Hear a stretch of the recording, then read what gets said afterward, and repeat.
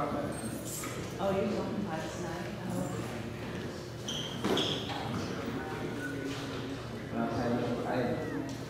Well, What we're going to do, so there's always actually be a little bit, but you know, Luke just wants to relook at that. yeah, Let us know. nice. That's great. Just bring it up for discussion. That's amazing.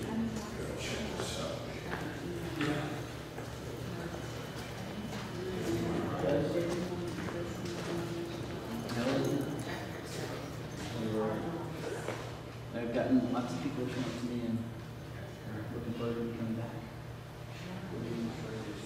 Yeah, I don't like the way that the. You got the normal. No, don't, you know, we have to remember it. We're going to let you go back. No, that's fine. Yes, you know, I'm sure about it. I know. You can do that.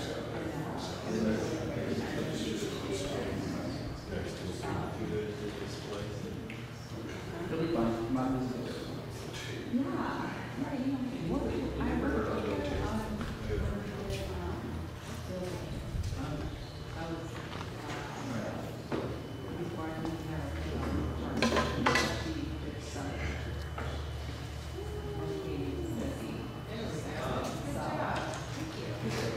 yeah. Like I said, it's working on this. Yeah, that's she awesome. No, I think it's going to start the first week of sometimes after the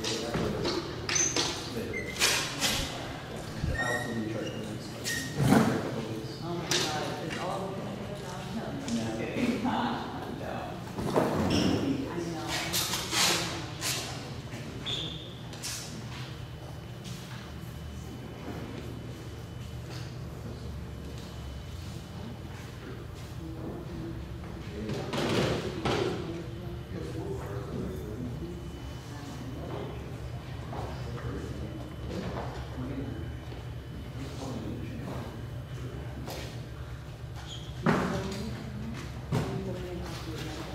I'll bet you look at this. Okay. Part of it is we haven't had RCD. So we don't. Let's go ahead and hit the record buttons when we start.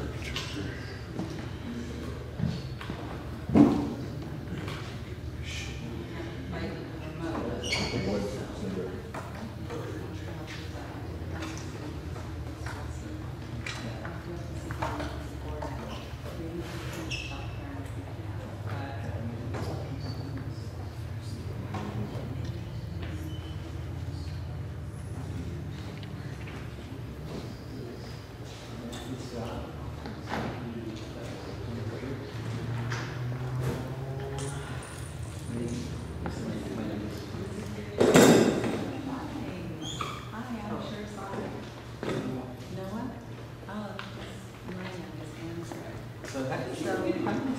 And here's it for Cold hard cash. Oh, okay. Mom. All right. Just look at the movie.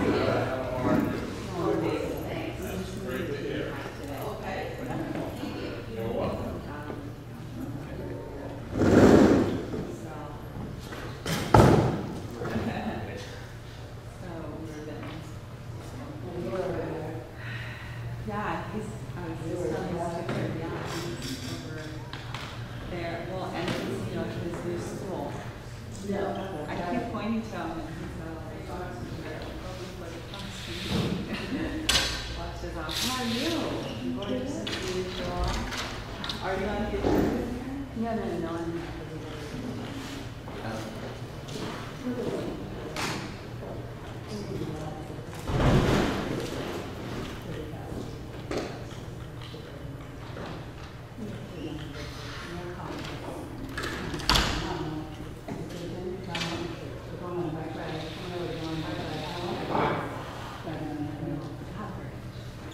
I was thinking Main Street. Oh, no. So they were here, they're outside. Yeah. So No, not Main Street. the pillars of this. Yeah. Well, I think it's like, they used to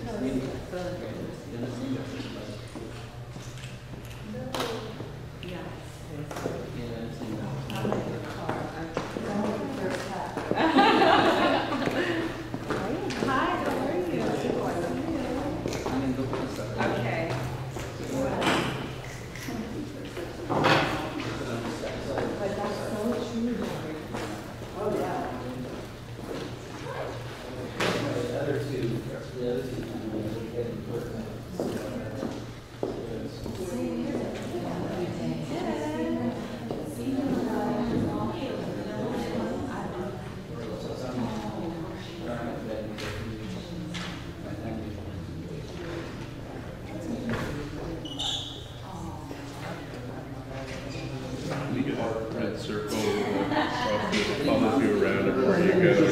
Like one of those post-it things in front of the shop.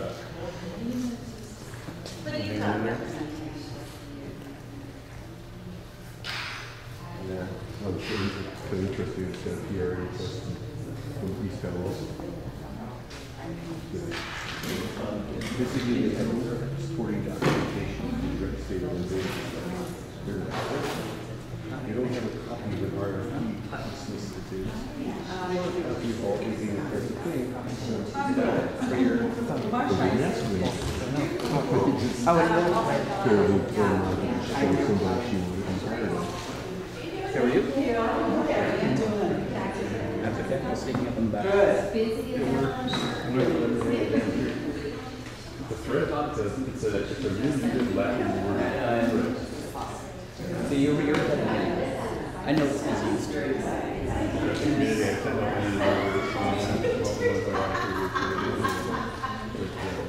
So in Roseville, you can also do open space and property. So we buy open space. We have a lot of open space. Yeah, as a city, and wine and land, that's what we do. We do restoration work in areas that way more policy work. I know, you probably can tell. Don't do outdoors. I hate eating. Actually, yeah. It's like if I weed, what happened, you end up with having dirt. You know, so people I work with on the committee are all like into it. They know the flowers, they know everything, right? They know flowers, they know the trees, they know, it's kind of intimate knowledge. And they start talking. Oh, yeah.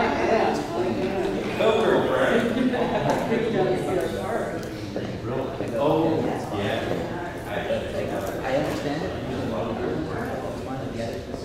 Just don't. So yeah, so you start talking about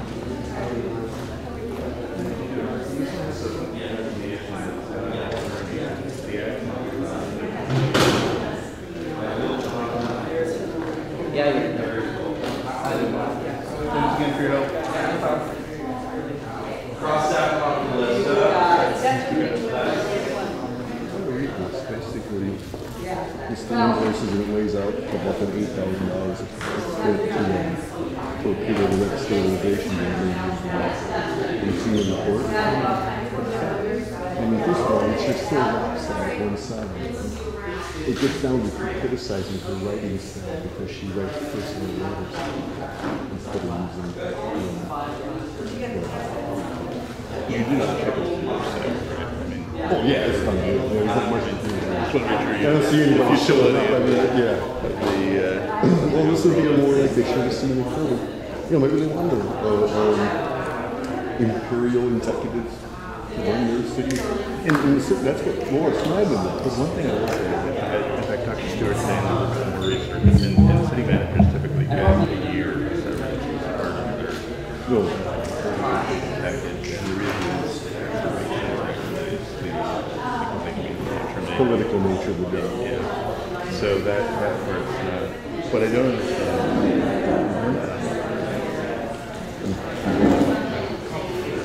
I'm not going to say that I didn't want to, but I just. I'm pretty sure we get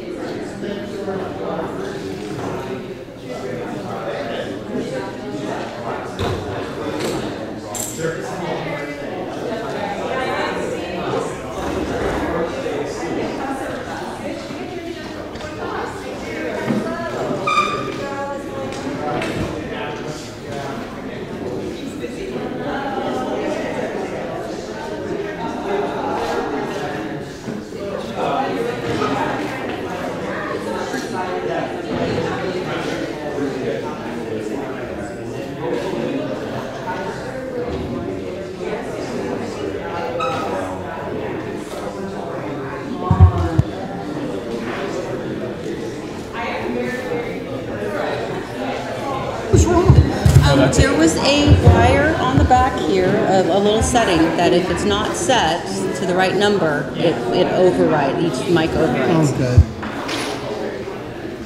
Here, let's test it, make sure you fixed it. You talk on yours too. I'm talking on We're my both okay. Yeah, we're good.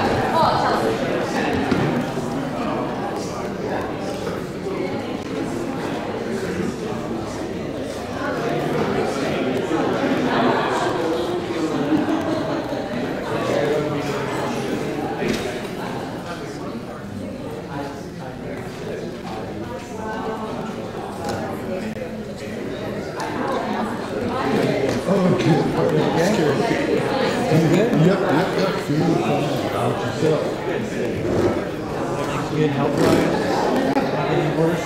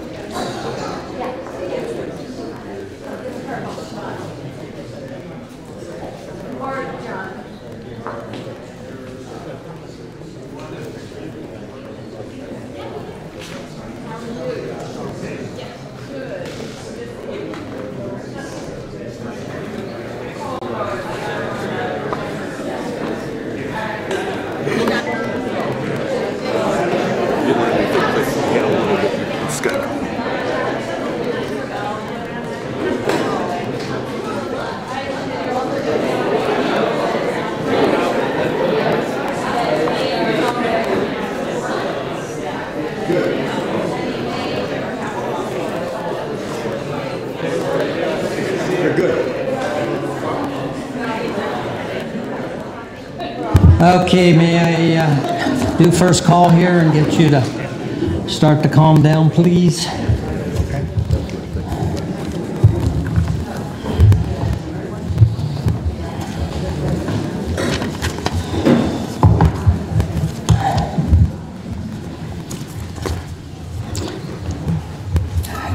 Good evening, and call the meeting order.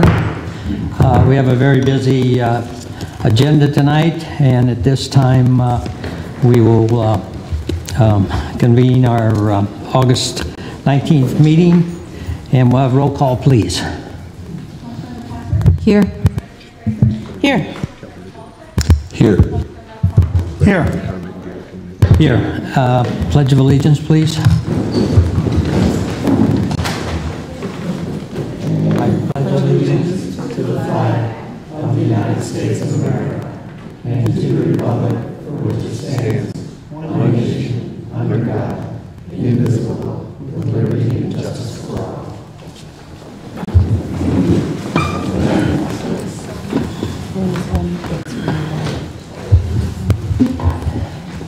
It says family. Regular items. So at this time, we're having some chair issues here. Once I can get my fellow council members together. So I think procedurally, if you'd like to speak about the Pillar-Cetus Creek Bridge on the west side, you can do a little card so I can kind of keep track of them. There'll be quite a few cards. And so when we have that opportunity, then I will call on you to speak. But at this time, we have a couple other very important proclamations to give out. And the first one will be for our interim city manager. Stuart has been with us for a number of months and has stepped up and has done a wonderful job to keep this city going in the right direction as it has been. And we can only thank Stewart, but we have to thank Brisbane for their tremendous sharing of Stewart with us these last few months. And I will say one of the privileges of serving as your mayor is that we all have great relationship with other cities in San Mateo County, and it's so special that when one city needs a little help, the other city's willing to step up, and boy, they sure did with us at this time with Stewart. And I know they're very happy to get him back because they've been hounding me pretty good on that one. So at this time, we're going to make a little presentation. Stewart and his family is here, and so he could introduce. Yesterday, the staff gave him a nice little barbecue and a little gathering and some nice gifts. But Stewart will do it formally this evening. And when Stewart steps down, our deputy city manager, Alex, will be filling in for a couple of weeks until we make our other announcement this evening. So at this time, Stewart, we'll get you to come up front there, and we'll make a little quick proclamation.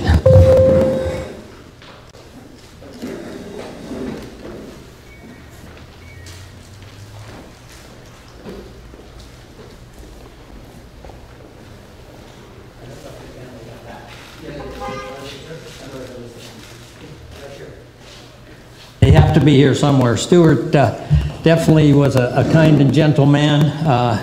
It kind of reminds me of the 1,000 Points of Light. He definitely was 1,000 points of light for us.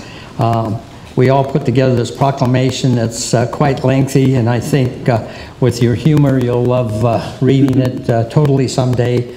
But I can't thank you enough on behalf of all of us in the Coast Side and the city of Half Moon Bay for your generosity, your honesty, and your wisdom on running a city, and we just continue to wish you well. So we'll give you this proclamation, and then also from myself, and we did other gifts, but we have your wife a gift bag of some Half Moon Bay vegetable seeds, so you can try to grow some over there in Brisbane. And I'll have to go actually get a plant in the community garden now. Yes, and this is very rare. I don't give these out very often, but our dear friend Cameron many years ago helped me put this together.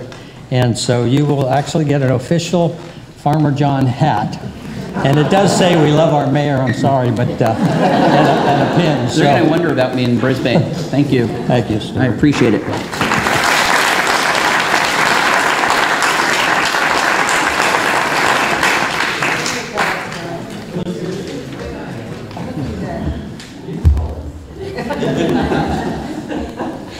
I'm not bald anymore. I like that. I just want to say thank you for the city council and giving me the proclamation. It was, the first time I came was in 2011 when we were working on the budget together. And what was very nice is that the hard decisions that you made in 2011, being able to be here today and seeing how those hard decisions have borne fruit, and you were able to do so much more for the community. And we're going to see that tonight when I do the year-end review. So I really appreciate that, and the hard work that you guys did and having me come here, I think it was very good. I also want to thank staff, because without a good staff, the city managers don't do good work. And I recognize that, so I really appreciate that everything staff has done for me. And as you said, I also appreciate the City of Brisbane City Council giving me the opportunity to step in and see what it would be like to be a city manager, even if it was just for a short period of time. So I just want to say thank you. Can't wait to read the proclamation. And they're going to be wondering about me wearing a hat in Brisbane. Thanks.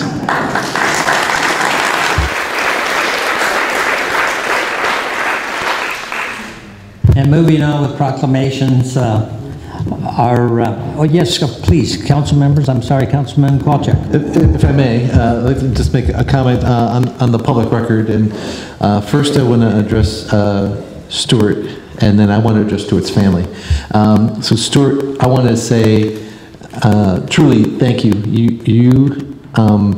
And I'll share this publicly because I shared this privately before, that you brought professionalism to the office that you held here, the likes of which is very rare. It's just truly exceptional. So fantastic performance.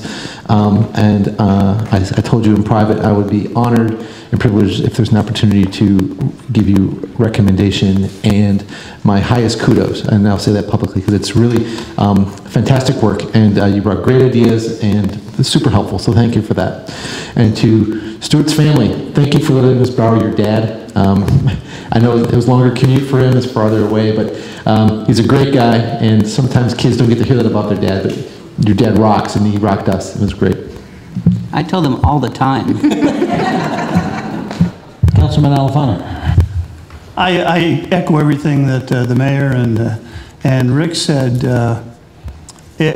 You're always nervous when you lose your permanent city manager and somebody else steps in, and you're worried about losing ground and so forth. And I think what amazed us was how quickly Stuart got things going, got comfortable with all of us, and kept the city moving forward. It was really a great experience, and I know we all benefited from it, and I hope Stuart takes away some good things from here too. So again, thank you. Vice Mayor?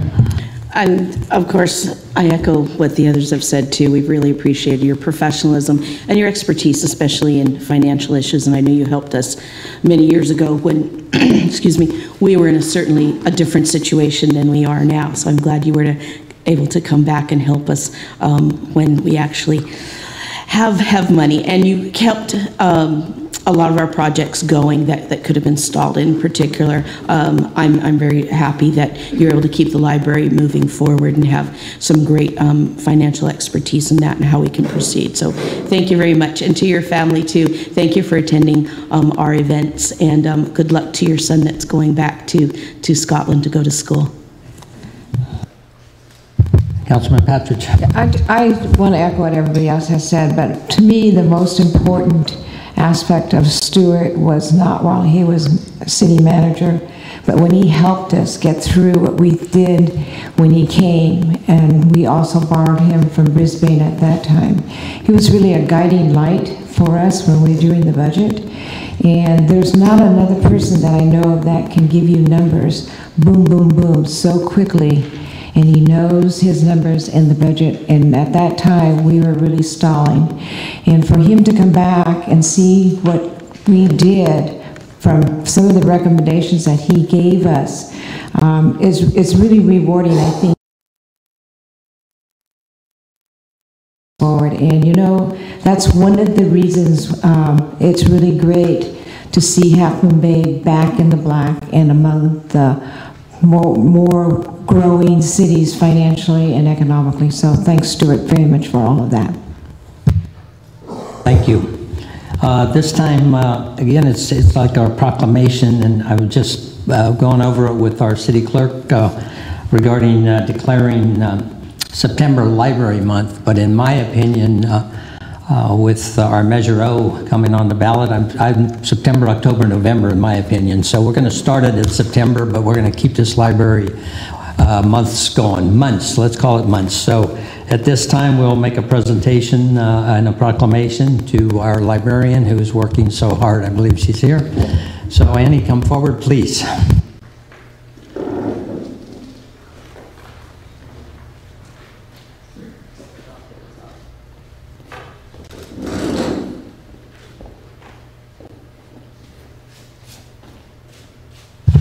I guess I should have worked this a little closer because it's adult literacy also. Hello.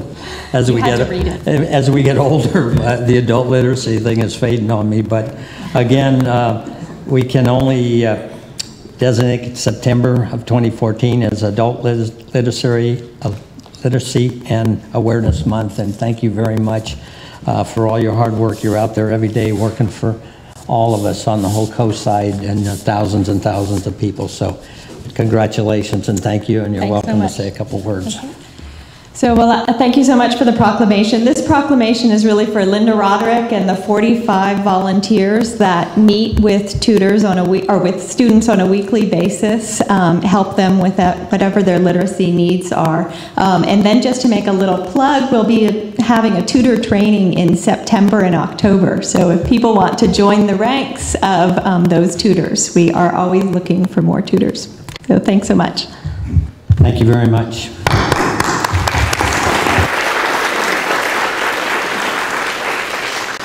And I believe we have a brief presentation for Concerts in the Park. Please, presentation.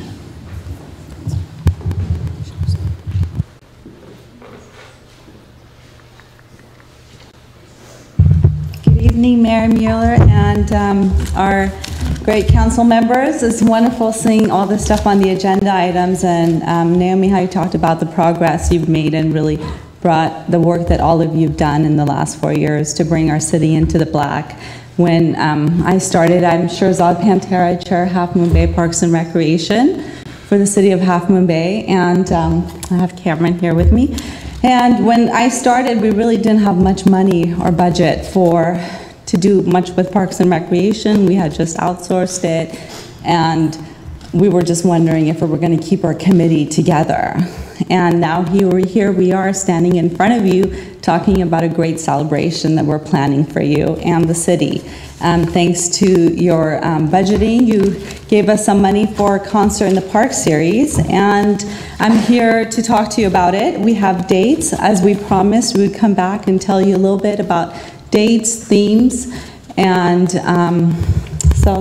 we have asked Cameron to help us plan the party, and he's graciously, who better to throw a party for our city of Half Moon Bay than Cameron, and he's going to come up and talk a little bit about it, tell you more details. Hi folks, Cameron Palmer.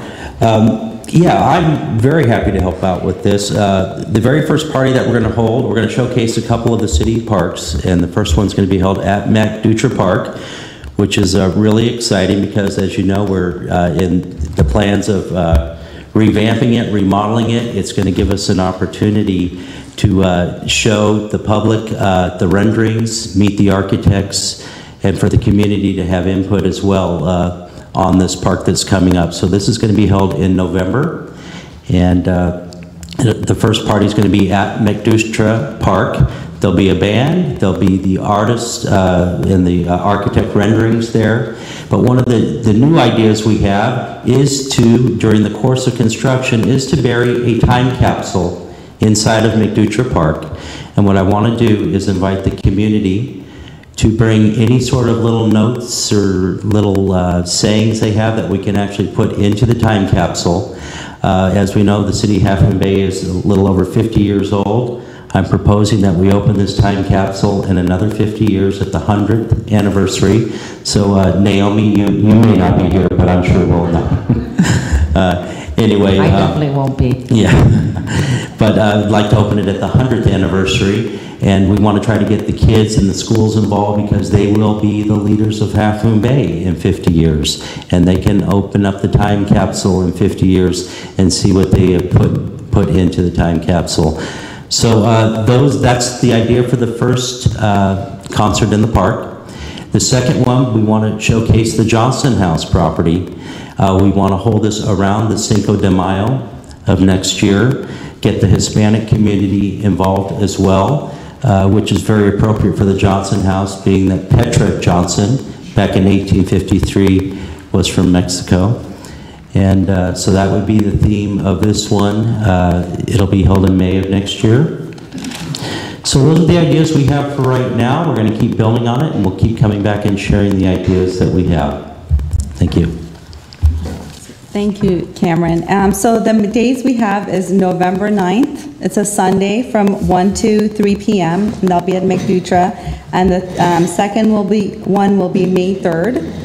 And that's again on the Sunday from 1 to 3. And we will have a web page off the city's web page that the community can go and get more updates. And as we progress, we'll be updating the web page and promoting it within all of our channels. And we really ask City Council, as you guys have been, to continue being our partners and our ambassadors. And if you have any suggestions, please tell us, tell your counterpart on Parks and Rec Committee, and we'll be working hard on it. And myself and Marcia Riley are in charge of the committee for it. And thank you, and we look forward to having a great concert. Thank you very much, and look forward to those events coming up soon. And at this time, I know there's a tremendous amount of interest, and we're very happy to get our state beaches and parks representative down here. It's been a little bit of an effort, but we got him here this evening, and Paul's our local superintendent. He will speak first. The way I'm going to handle it is I will let them make their presentation, and then I will invite the public to make their comments. We're not going to get into arguments and debates, and I think kind of the way I made a note is I know we will all be able to convey and express your many unanswered concerns and frustrations in a courteous manner as possible, keeping with our fine coastside spirit. We know that, and great-grandpa always says we could win more bees with honey than vinegar, so let's hope we can stick with that tonight. So, Paul, this has been a long time coming, and so we welcome you, and you may introduce your associates here tonight also, please. Okay, thank you. Yeah, I'm Paul Keel. I'm the Park Superintendent for the San Mateo Coast, and I would like to thank everybody, and we're happy to be here. And just to introduce the team here, we have Chris Monig, our Construction Supervisor from our Northern Service Center. We have Larry Jones from Bueller & Bueller Associates right here. He's our structural engineering firm. Vicki Waters right here, our Deputy Director for Communications, and Gloria Sandoval, who works in Vicki's office. So what I'd like to do, if this is okay with you, is just make a few comments and then turn this over mostly to Chris and to Larry to talk about the specifics of the assessment that's been done and the recommendations for the future for the bridge. So just first of all, I just want to say that State Parks understands the importance of the Pilarcitos Creek Bridge to the community and to the Coastside Trail, and it's incredibly valuable. We're out there every day working. We see so many uses of the bridge and the trail, and Parks is committed to getting this replacement bridge.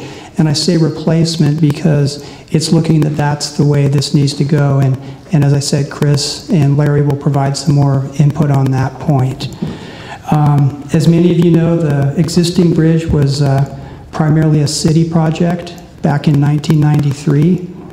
And the city received a grant, as I understand, to build a bridge on state park property and to extend that beautiful coastal trail.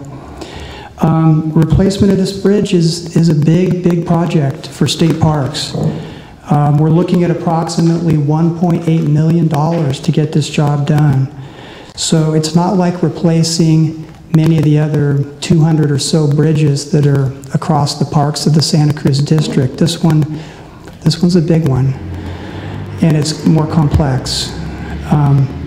For funding assistance, we're looking to our park partners, as we often do, both public and private, and we're having positive discussions with the State Coastal Conservancy recently for funding.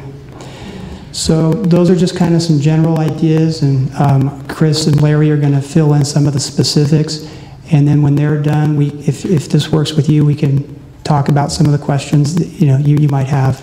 Okay? Thank you. Next. Good evening, City Council members and members of the public.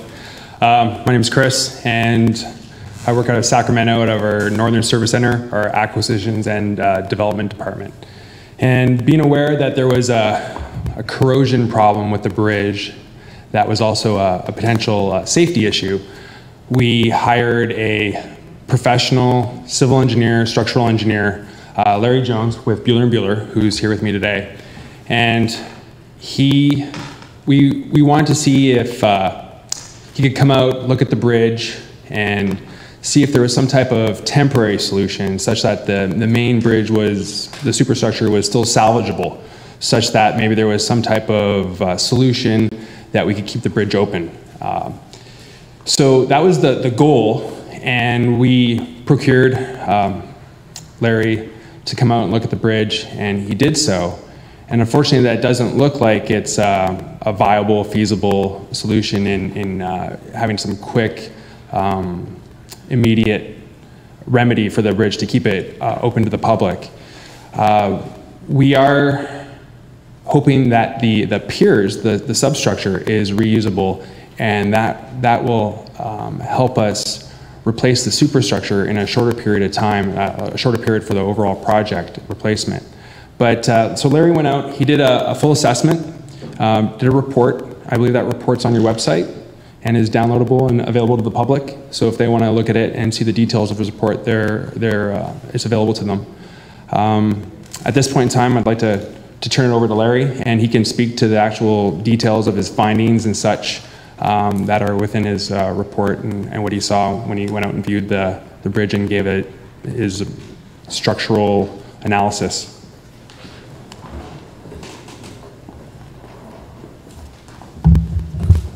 Good evening, Council, public. I'm Larry Jones. I'm with Bueller & Bueller Structural Engineers. We were hired as a consultant through State Parks to do a structural condition assessment of the bridge. I didn't have any preconceived notions when I came out. I heard there was some corrosion. You know, that's typical of structures that occur along the coast. Corrosion is the enemy out here, especially with longevity of any type of structure. Went out and started. What I usually do is kind of go over the entire structure and take a look at just general components and conditions, and then we get down to an element study of each of the different components of the bridge. Look for places where stress is the highest in the bridge, typically the end diagonals or the chords of the trusses out at midspan. Interesting part of what we were trying to accomplish was, well, that this bridge has only been here 20 years. That possibly if we just have a deck corrosion issue or something like that, we could come up with some solution that would be able to reutilize that deck or put in some replacement, some sort of Band-Aid approach to buy a little bit more time. I spent about 4 hours out there and with all the positive energy I have to try to grab onto each piece and take a look at it. We did some drilling samples. We did some soundings also. It became more of a because I get I get kind of emotionally tied to the things that I work on. I'm passionate about what we do and what we try to provide to the public. And part of what we're guided by the code to make a judgment call in my profession, and when it becomes a matter of a life safety issue, that's when we have to move to make recommendations to help mitigate public access to a structure. While I was out there, there were quite a few people cruising by me, jumping on the bridge. There's really, they were climbing over guardrails that I wouldn't, I was very tenuous as I climbed around on it, looking at different pieces. I started out underneath. It's not a very tall bridge, as you know. It's only maybe 5-6 feet high for the most part of that wetland area. But then as you cross the creek, you're probably 25-30 feet above the channel. Looking at components, the deck underneath, I think people have seen the failure in the deck and they tried to throw some plywood over it. What that masked was beams that were 6x4 tubes that were completely gone. They were not there anymore. The only thing attaching the deck to the truss was just a little sliver of steel kind of hanging from the cord, which was twisting and why it failed on the one side. I was tiptoeing it. I was watching people do that and go, you really shouldn't be on this bridge. And I kind of crawled around on certain portions just to make sure that, because I knew what was lurked underneath that bridge. And as you go from the coast side to the, it's 400 feet long, so there's 4 spans of 100 feet. A rate of corrosion was more predominant toward the coast side, and a lot of it has to do with just the coastal environment, the salt spray, just the air has chlorides in it, and the chlorides do deposit in that fog onto the steel and cause that corrosion. The bridge was designed using a self-weathering steel that everybody's seen on golf courses and all over the place.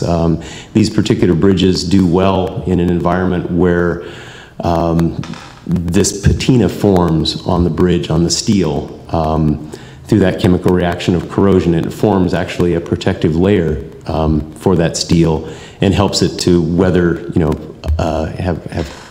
extend its life. But again, it's still steel, and steel is going to corrode over time. The salt environment inhibits that patina process when it's when you are close to the coast. Kind of leading to why only 20 years when we'd kind of expect 30 to 50 years out of a structure of this type. We looked at different alternatives. First off, I can get into exact detail of the report. I did have my hands on just about every piece of this bridge.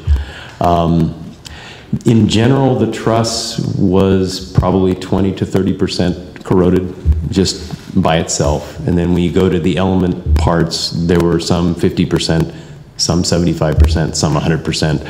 Some members I could take my hammer and just put it right through the members, and there really wasn't much left.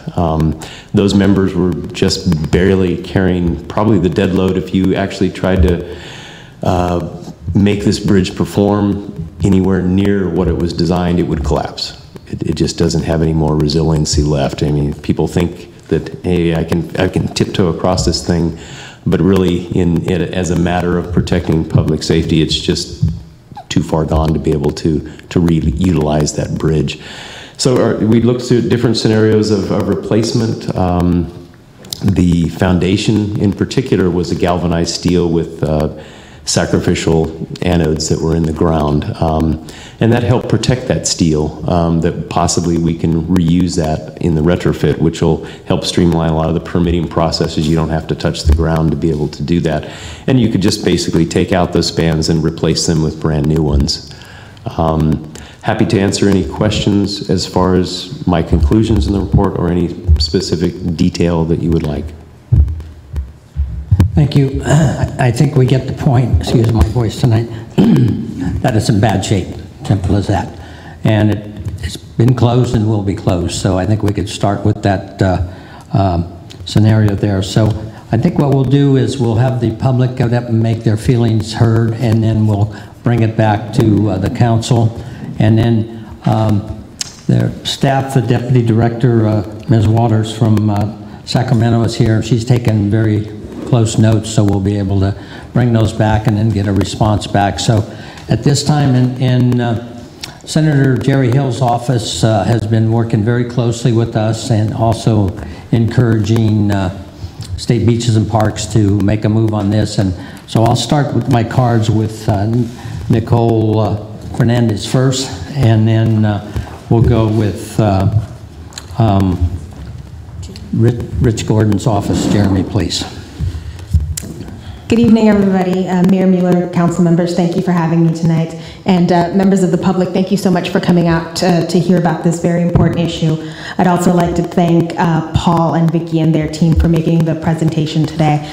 I'm just here to convey to the council and to Parks and to all the other stakeholders that Senator Hill remains in support of trying to find a way to repair this bridge. We know how important it is to the coastal trail, and this bridge being out is a severe holdup in individuals enjoying their coastal experience. I know that Jerry and Assemblyman Gordon are going to be diligently working on and committed to trying to find the funds needed to repair this bridge. Thank you. Thank you. And Jeremy's coming forward with Rich Gordon's office. He did send us a letter today, or yesterday, I apologize, that he's really pushing hard with the Department of Park and Rec Commission to get some funding straightened out, and you might be able to give us a little brief background on what happened to the budget process. I can try. Thank you. I know it's a lot to ask. Very complicated. Mr. Mayor, members of the council, members of the public, my name is Jeremy Dennis. I'm the district director for State Assemblyman Rich Gordon. Following on Nicole's remarks, the Senator and Assemblyman Gordon do remain committed to find a solution, particularly in the funding department related to the replacement of the bridge. To that end, the Assemblyman has had conversations both with Secretary Laird, Natural Resources Department, who oversees many departments of the state, including Parks. He also sent a letter yesterday to the Acting Director of the Parks Department, conveying his strong interest to see a solution be put in place immediately. Certainly appreciate all of the hard work that's been done on finding and getting information about a replacement bridge, but let's get that moving and implement that replacement as quickly as possible. So both of our offices stand by to find funding solutions. As I understand related to the budget, and it's a little bit third person, but I'll try to convey as best as I understand it, there was money initially set aside in the preliminary budget for replacement prior to its damage. Subsequent to that, the monies were still available in the budget, but there were certain property tax triggers that weren't hit in the budget, so it meant there were a suite of projects that weren't made available for funding moving forward, and this is, as I understand, one of them. So we're in a position right now to try to find some way to, some mechanism to fund that. It is our hope that this does not extend into the next budget cycle, because there are people that utilize this bridge every day to commute, to walk to work, to walk to school. And in the letter that the Assemblyman sent yesterday, he conveyed that this is a unique asset we have in our state park system. We know of no other asset that actually is used as a commuter device. So we need to get that solution as quickly as possible. So anything that we can do, do let us know. Thank you. Thank you to our state officials there. We got a lot of cards, so we'll get through them. I'm pretty sure we'll all be talking the same language, so I welcome you. We'll start with Sharice from the Chamber of Commerce, and then John Nagel, follow Sharice. Sharice McHugh, Half Bay Coastside Chamber of Commerce and Visitors Bureau. Good evening, Mr. Mayor and Council and public. And Paul, thank you very much for that presentation. There is one thing, however, that when Paul started out, he called this a community bridge. And sorry, but it's not a community bridge. It is a community bridge, but it's much more than that. We have almost 4 million visitors to the coast annually. We have 144,000 of them who spend the night. We send visitors to the coastal trail all day long. People ask about the coastal trail. And I have to tell you, I talked to all of my staff over the last couple of days, and we are constantly, all day long, numerous phone calls now, and it's all about, is the bridge fixed yet?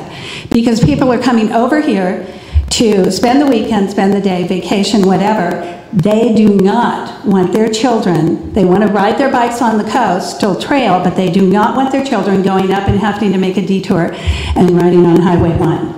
And I can't tell you how many phone calls we've gotten in that regard. It is a major attraction, and we were very active when we were having budgetary cuts and problems and possibly going to lose our state parks and our beaches. And we were all very active in writing letters and making sure that that didn't happen. So we now need the help on the other side. It's not only for our tourists, it's for us, it's for commuters. And this is a vital, vital link on our coast side. So we need help in getting it fixed. Thank you. Thank you, John. And then that'll be followed by Gary Lobel. Hi, I'm John Nagel. I'm one of the local horse people. And many of you may not know that parallel to that bridge, there is a horse trail. And this is an official trail. It's part of what's considered a multi-use trail system in the area. And it is basically a tunnel through foliage followed by about 75 feet of walking across sand where the creek crosses the sand with water about 4 inches deep. Until the bridge went out of action, this was only used by horses. Now pedestrians and bicycles are trying to use it. This is having the effect of cutting the trail into a narrow V the width of one bicycle.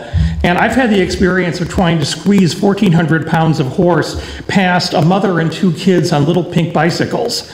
So now we have a safety problem there as well. However, if that trail were brought up to the proper trail standards, it's completely unmaintained. I mean, I think State Parks has the obligation to maintain it, but that isn't happening. I checked with Parks. They say that to fix it, they need to get clearance from Fish and Wildlife because it's in a stream zone. I checked with the Coastal Commission. It's on their maps. I think they're okay with it. I don't think it needs an EIR. We're probably not talking about a lot of work, but the amount of paperwork required may be substantial. So if the city of Half Moon Bay could make that happen, that would at least give us sort of a temporary bypass for the bicyclists who are willing to go through 4 inches of water. Thank you. Thank you. Carrie, and I'll be followed by Walter Zensin. Mr. Mayor, members of the council, public, my name is Carrie Lobel, and I'm a new neighbor to the Pilarcitos neighborhood. And I think, for me, I'm disturbed by a couple of things. The first thing is that the bridge didn't fail, the bridge was broken. And I think we need to look at the fact that our friends at the state park have to take a special responsibility for having driven their tractor over our community bridge. And I think you know, we all understand that there's a process when we live by the coast and getting things fixed, but I also think if you break it, you fix it. That's kind of how it is in the universe. And I think this bridge needs to go to a higher priority of state parks. And whether it's repairing the horse trail so that people can pass, I share the concern that many people are using the Highway 1 bike lane now, and it's really an unsafe situation when traffic is moving for kids to cross. So it's a detriment to our neighborhood, it's an unsafe situation, and I really worry that some child is going to be hurt trying to get to school.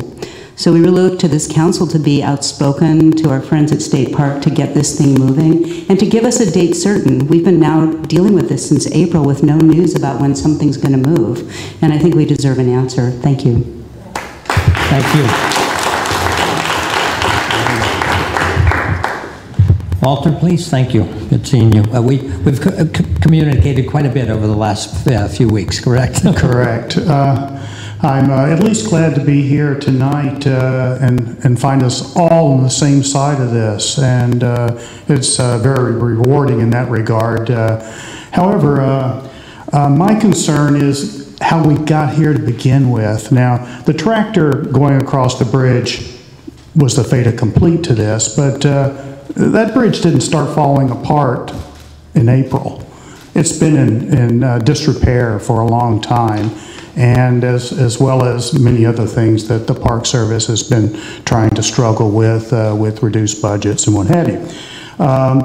I had hoped to come this evening and find that all the funding was in place and that somehow we were kind of worrying about a lot of nothing, but I think we're worrying about things that we indeed need to worry about because it doesn't sound like there's any funding in place. And the process for the budget change proposal that the state goes through each year was being undertaken when this problem arose in April and May. Lots of letters went out to Rich Gordon's office and to Senator Hill's office, both involved in the budgetary process.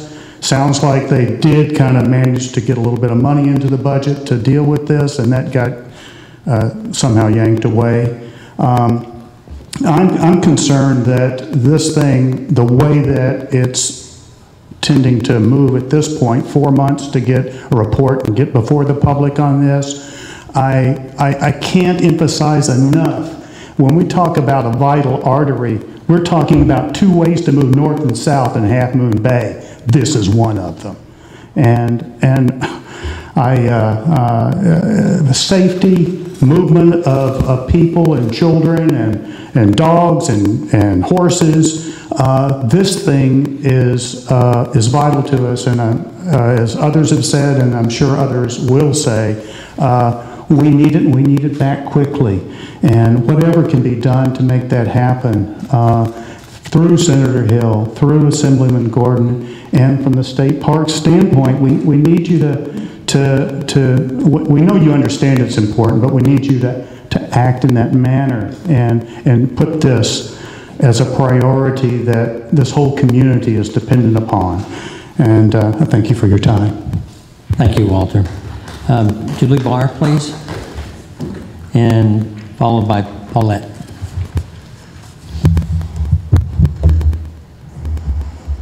Getting my self-timer going.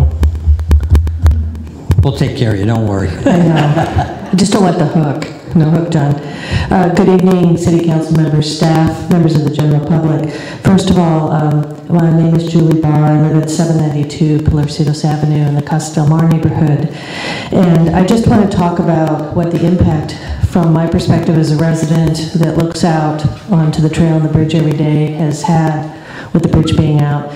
Besides the obvious safety and commute issues, there have been significant environmental consequences of the bridge being out. There are a variety of new trails that are severely eroding the bluffs north of the bridge, where the general public, in an effort to find a way navigating across and around Pilarcitos Creek, have caused severe erosion of the cliffs to the north of the bridge. There's no doubt that, and in addition, there's lots of people that are going through our neighborhood. I had no idea how many people would actually make the pilgrimage 1.5 miles out of their way when the bridge went out, but it's been astounding. And these people really don't know where they're going if they're not from Half Moon Bay. They're kind of wandering around our neighborhood going, how do we get to the Naomi Patridge Trail? No offense, Naomi. So I think that the solution that we've come up with, you've heard lots of other reasons, but I just wanted to speak to that in terms of the impact on the neighborhood. And it's brought a lot more small children, horses, bicycles on our streets that are directly competing with traffic arteries, especially on weekends. The bridge is of clear value. I don't think anybody here debates this. There are really two issues from my point of view that are getting in the way of the replacement. We've heard about the money issues.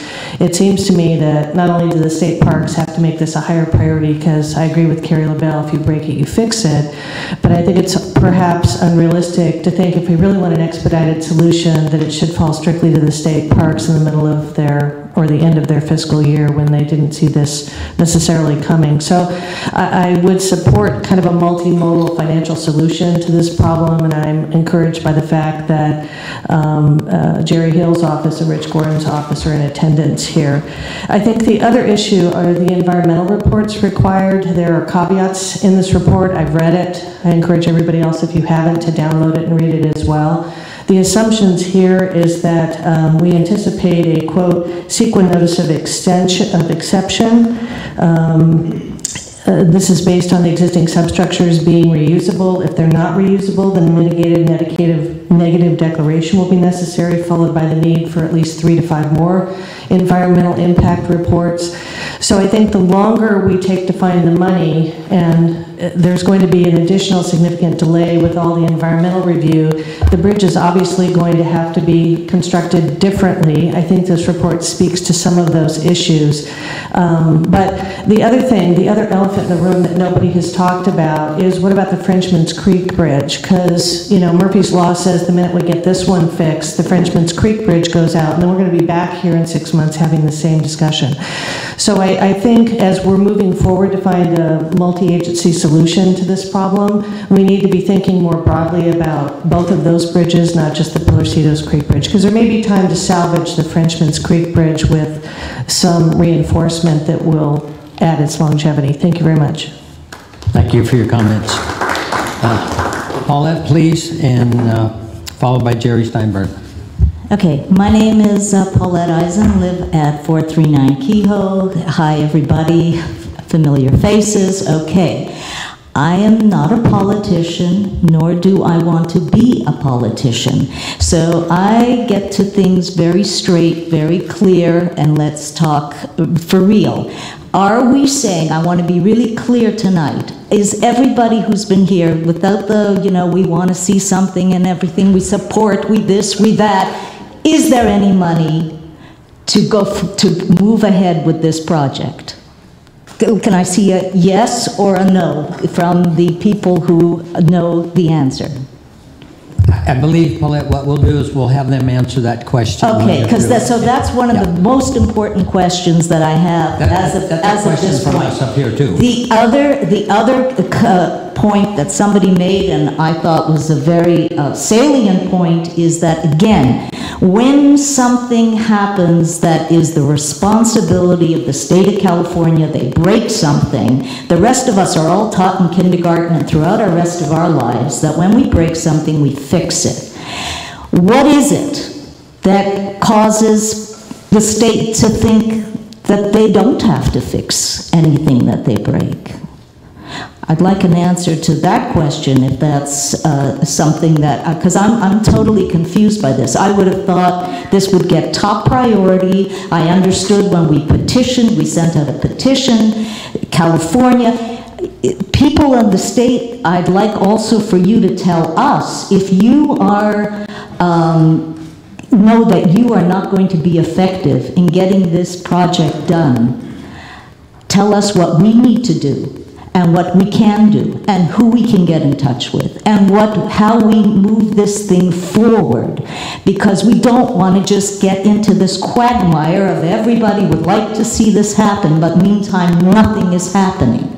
So I want steps, I want information, I want to know how we move this thing forward, and I'm expecting people who are here tonight to have those answers. Thank you.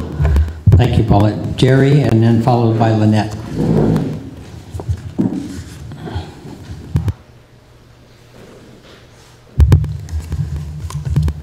Jerry Steinberg, 591 Terrace Avenue in Half Moon Bay.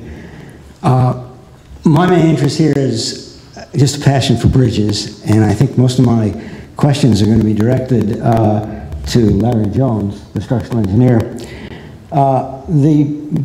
There's a plaque on the bridge that said the capacity is 5 tons. A vehicle of 5-ton capacity could be driven over the bridge.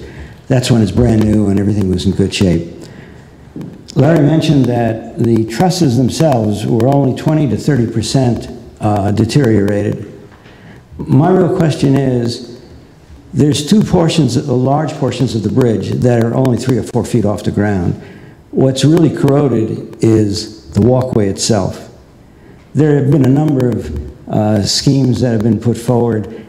I just think that someone should look at it. I just think, Larry, it's worthwhile, because I don't think the money is going to come that quick. And there are just too many issues of what kind of bridge are you going to put up? Is it going to be galvanized? Is it going to be the same Corten steel? There was a cathodic protection system that was attached to the bridge, but it's been detached. Who did it? When? If you look at one of the piers that's near the creek itself, you'll see that within the last few years, Parks has done something to the base plate. The base plate bolts have been replaced. So at that time, on this side of the bridge was corroded pretty much where it is now. And so if the liability was willing to be taken at that time, why not try to use the trusses and come up with some kind of a scheme? The other thing that was mentioned here by a person was the Frenchman's Creek Bridge. Frenchman's Creek Bridge, the review had photos of load-carrying members of the diagonals that were completely rotted out. Someone has gone up and there were blisters on it. They ground off the blisters. The amount of section of the steel is gone. No one's replaced that. The flooring, because of the horses having previously going on over it, the flooring, all the accidents that usually happen on a bridge are tripping. Has anybody done anything to the flooring on the Frenchman's Creek Bridge? It's been closed to horses. Yeah, it's been closed to horses, but human beings, it's kind of comical if you go look at it. I mean, Jerry, speak to us, and then we'll get it out to the audience. Trust me.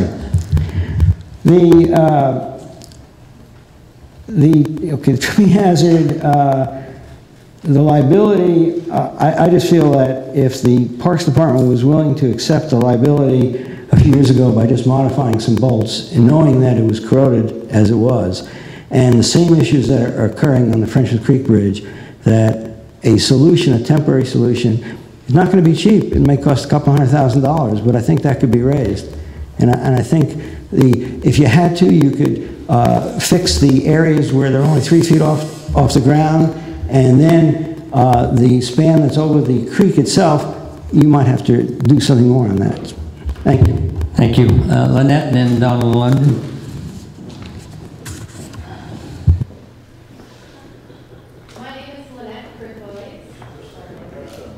Green button. Thank you.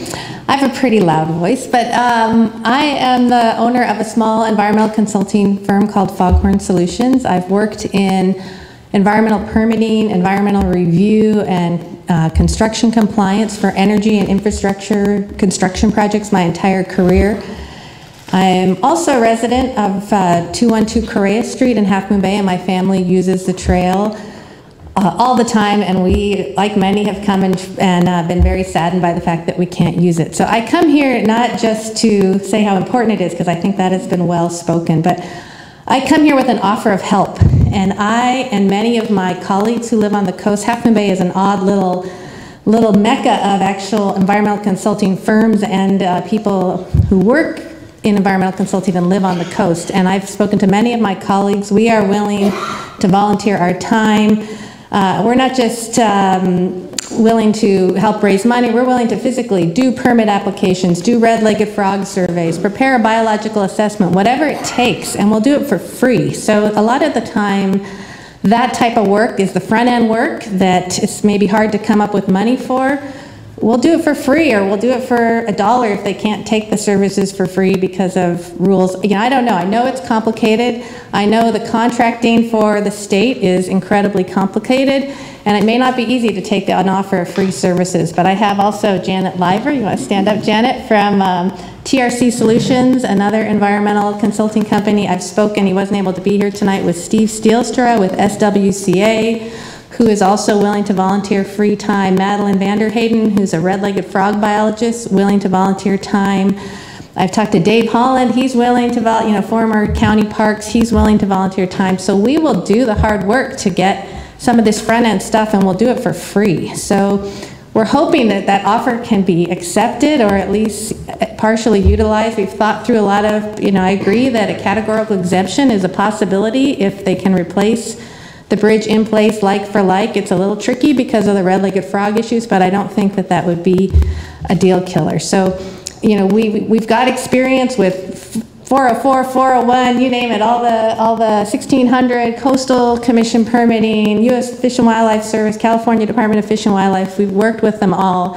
We've secured permits from them all for much larger, more complicated projects, and we feel passionate about this bridge, and we really want to help. Thank you. Thank you. Donald?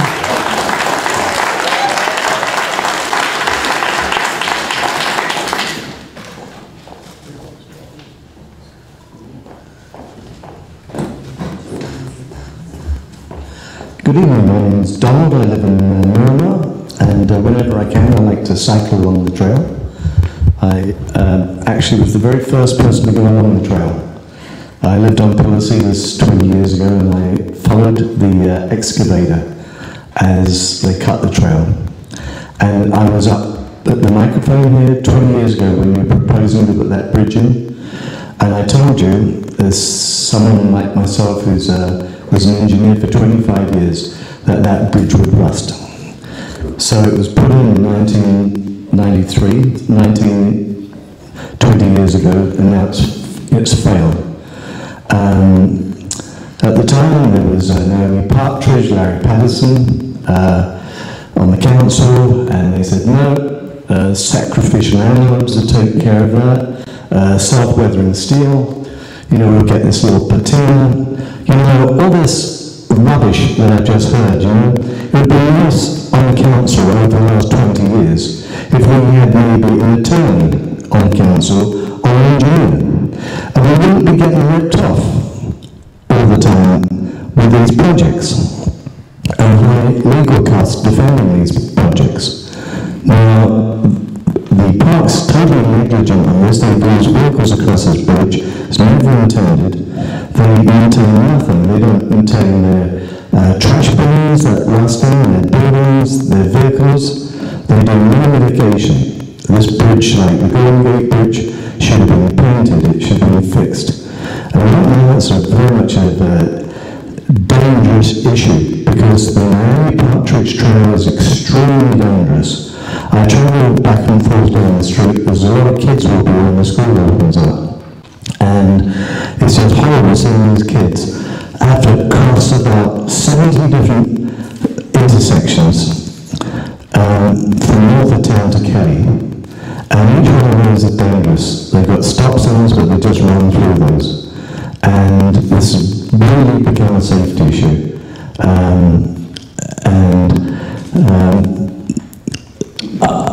I'm absolutely disgusted with the way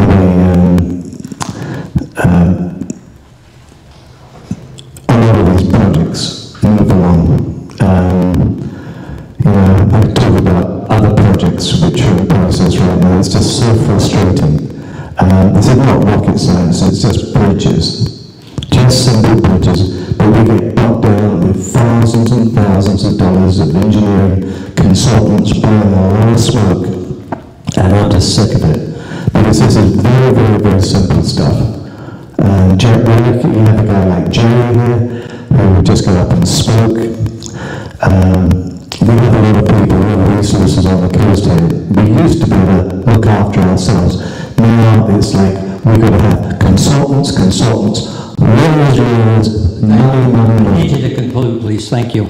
David Blovey, please.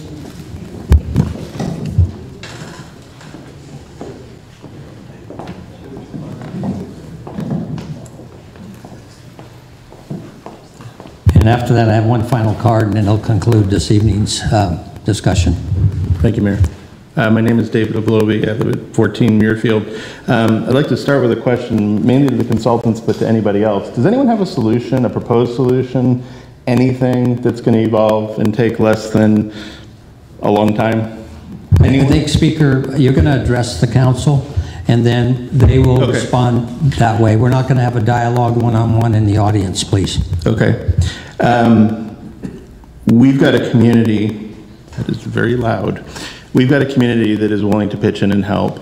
I was out at that bridge roughly 2 months ago with Jerry and the manufacturer of the bridge.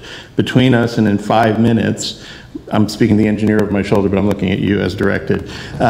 Within 5 minutes, we had 3 different ways we could have rendered that bridge usable. Would it cost $10,000, $15,000, $50,000? I don't know. We're stuck in this moral quandary between the state and the city, and nobody wants to own this problem. Take ownership of the problem. I'll bet you anything we're going to find $115,000 tonight that we don't need to spend on something else that we could put at this process. For $115,000, Mayor, I guarantee you I can put that bridge back in service with environmental compliance in less than 4 weeks. Let's just fix it. Thank you very much. Thank you. Final card is Lenny Mendoza.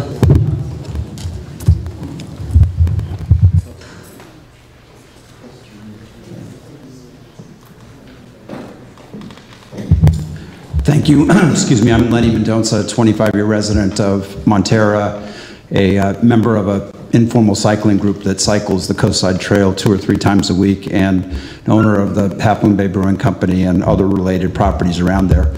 And in addition to reinforcing the whole range of comments around the importance of the bridge for safety and for recreational purposes, I'd just like to double down on this is extremely important economically. We have over 250,000 people who visit our facilities every year. Many of them, the vast majority of them, come from off the coast, and the attractiveness of the coast as a recreational destination is extraordinarily important. We have this beautiful opportunity from a set of collaborations between a large number of entities that came together to make sure the coastal trail is connected. When we ride that trail every weekend from the harbor to south of town through the Ritz-Carlton, we're riding through several different ownerships of those properties and maintenance, and the fact that a crucial element of that in the middle that is run by the state is not working is just unacceptable. So from an economic standpoint, from a safety standpoint, I think there is a real opportunity to say that we can make things work here, and I really encourage as rapidly as possible that we get this things fixed for as little expense as possible. Thank you. Thank you for your comments. I'll bring it back to the council. I definitely want to thank everyone for their input tonight, and don't think we have not been concerned about it. I believe the state has gathered plenty of input tonight on all directions, and also our elected official representative here from Sacramento. So at this time, I'll bring it back to the council, and we'll see exactly what next steps we can take, if any, because we have tried some steps already. And maybe we'll start with our interim city manager. Would you like to make some comments first, Stuart, and then, or staff, and then I'll bring it up back to the council, and we'll figure out if there's a way we can ensure that we get response back to all the comments this evening also. I just want to thank the public for coming out and speaking about how important this bridge is.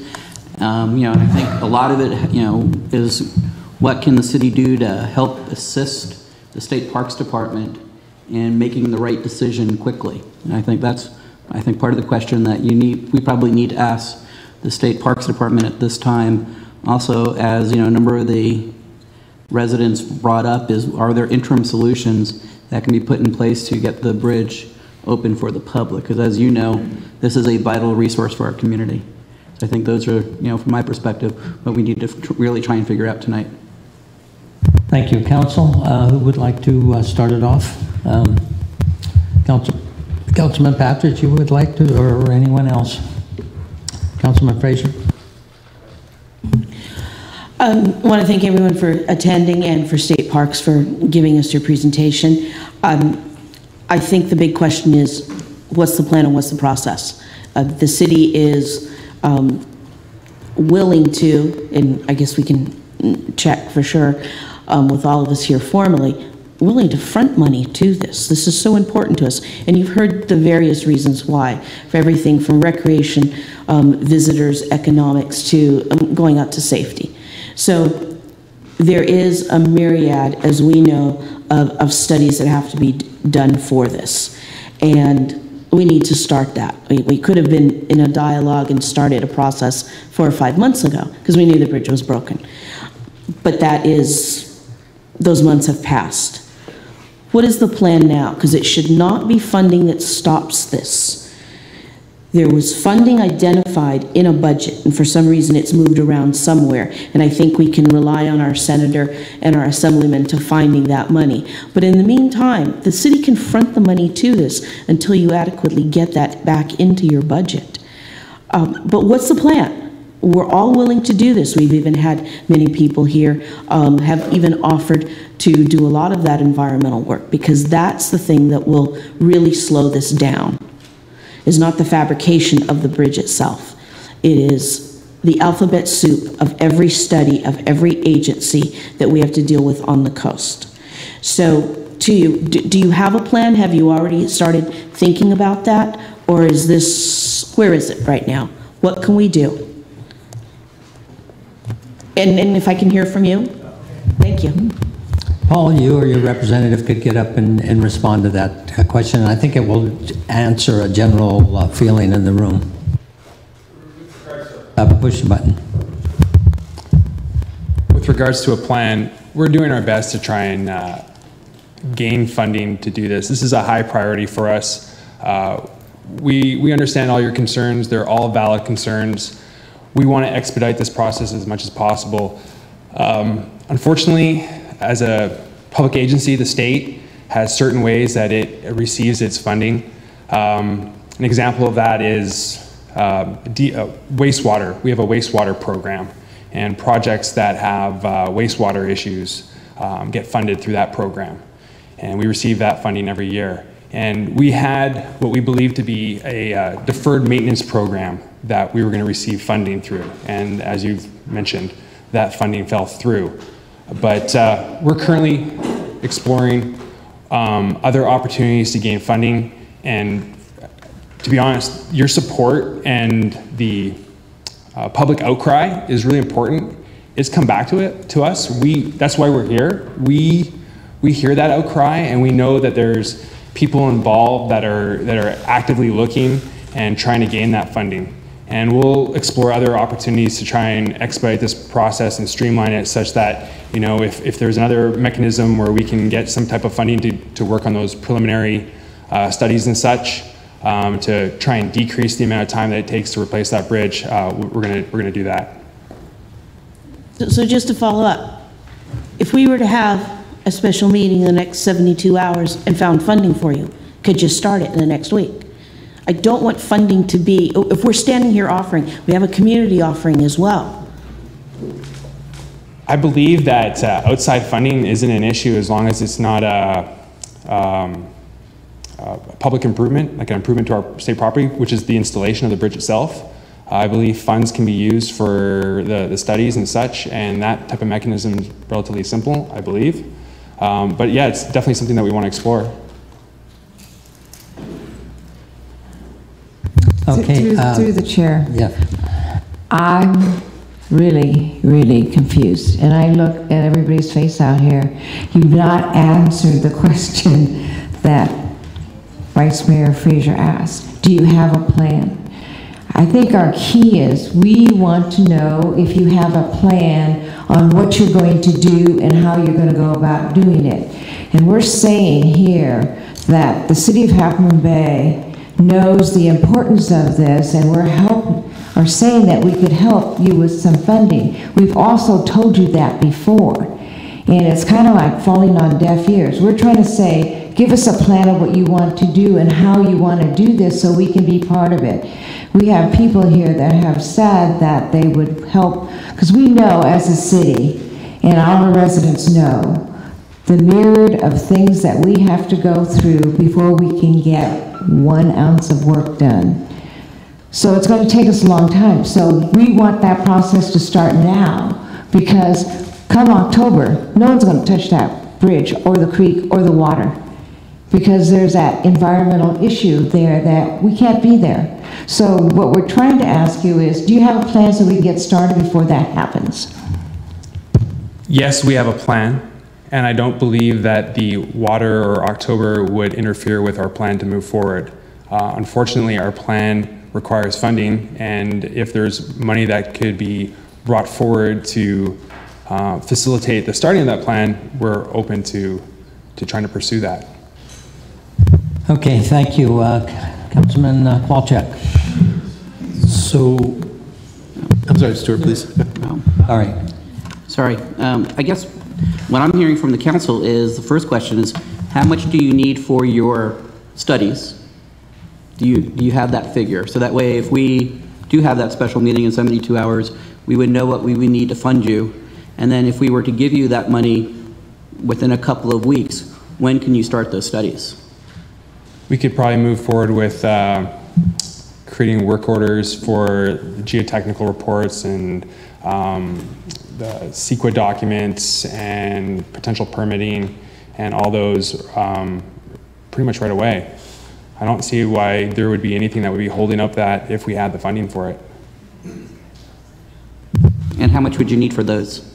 I don't have that figure off the top of my head. I know that it's... That's okay, please. I understand, but you got to stay with this. You got to stay with us. This is not an open forum here where we're going to debate. Thank you.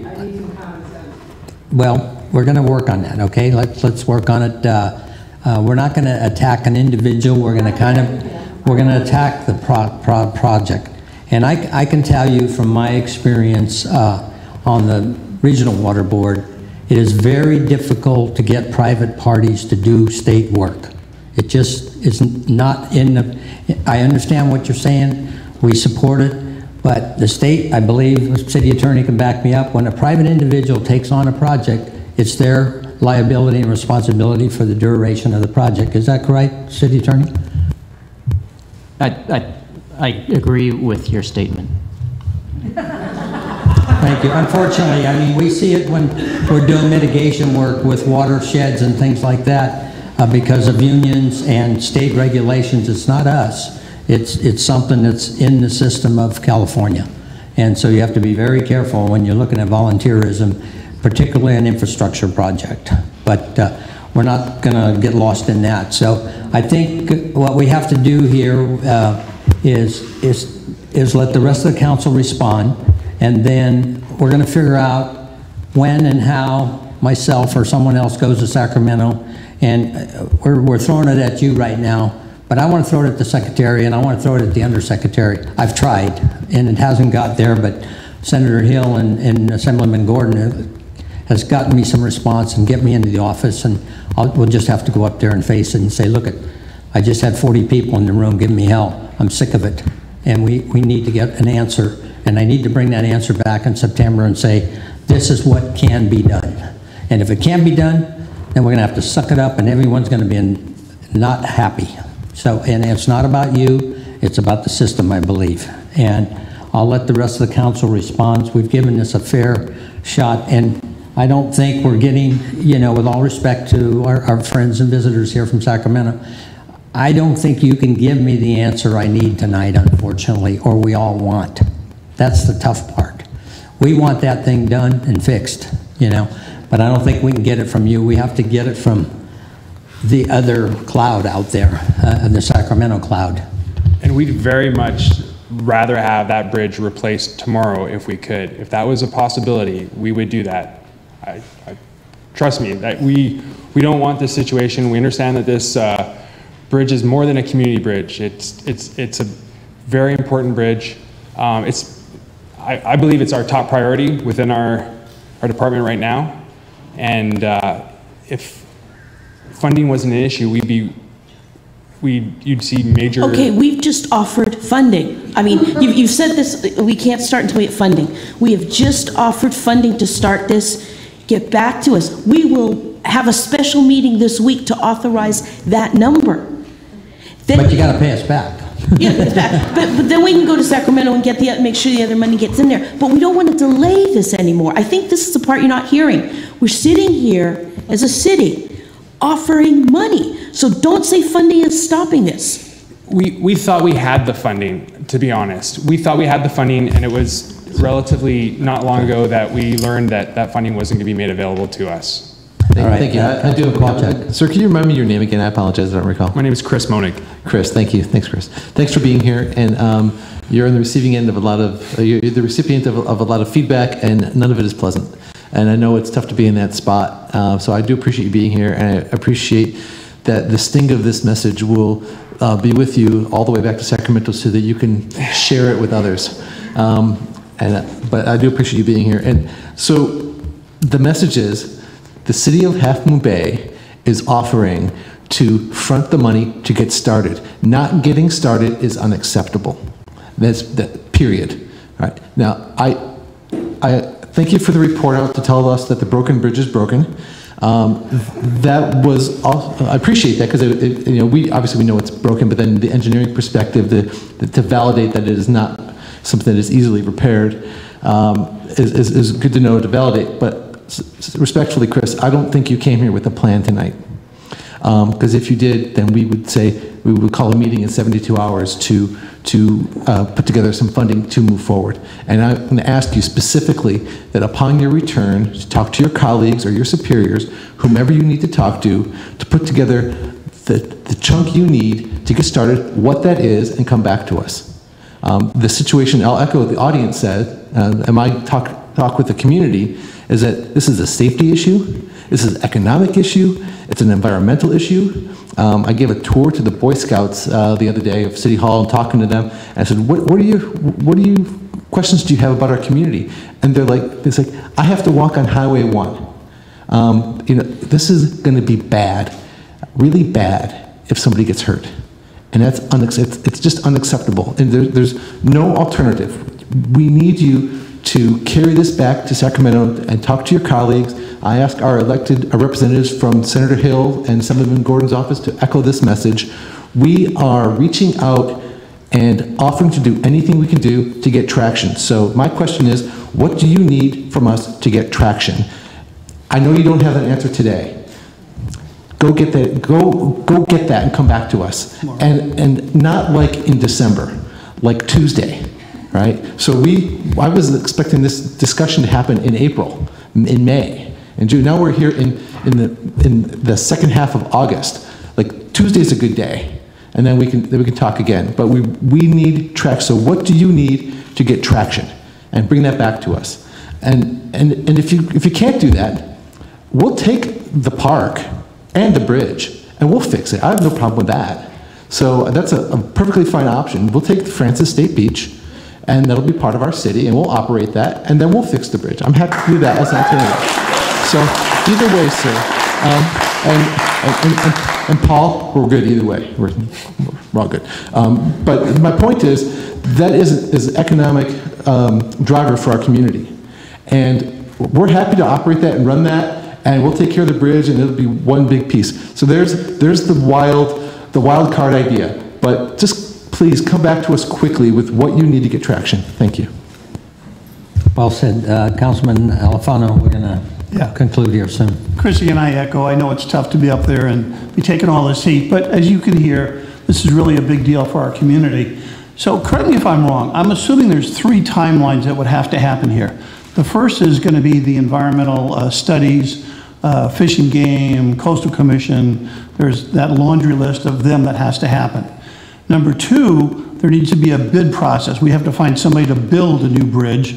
And then thirdly, the other timeline is to actually build the bridge, which I'm obviously going to have to wait till the first 2 timelines are done. So I think the point we're trying to make here tonight is we don't want to have the first 2 timelines delayed for any reason, for a month, for 2 months.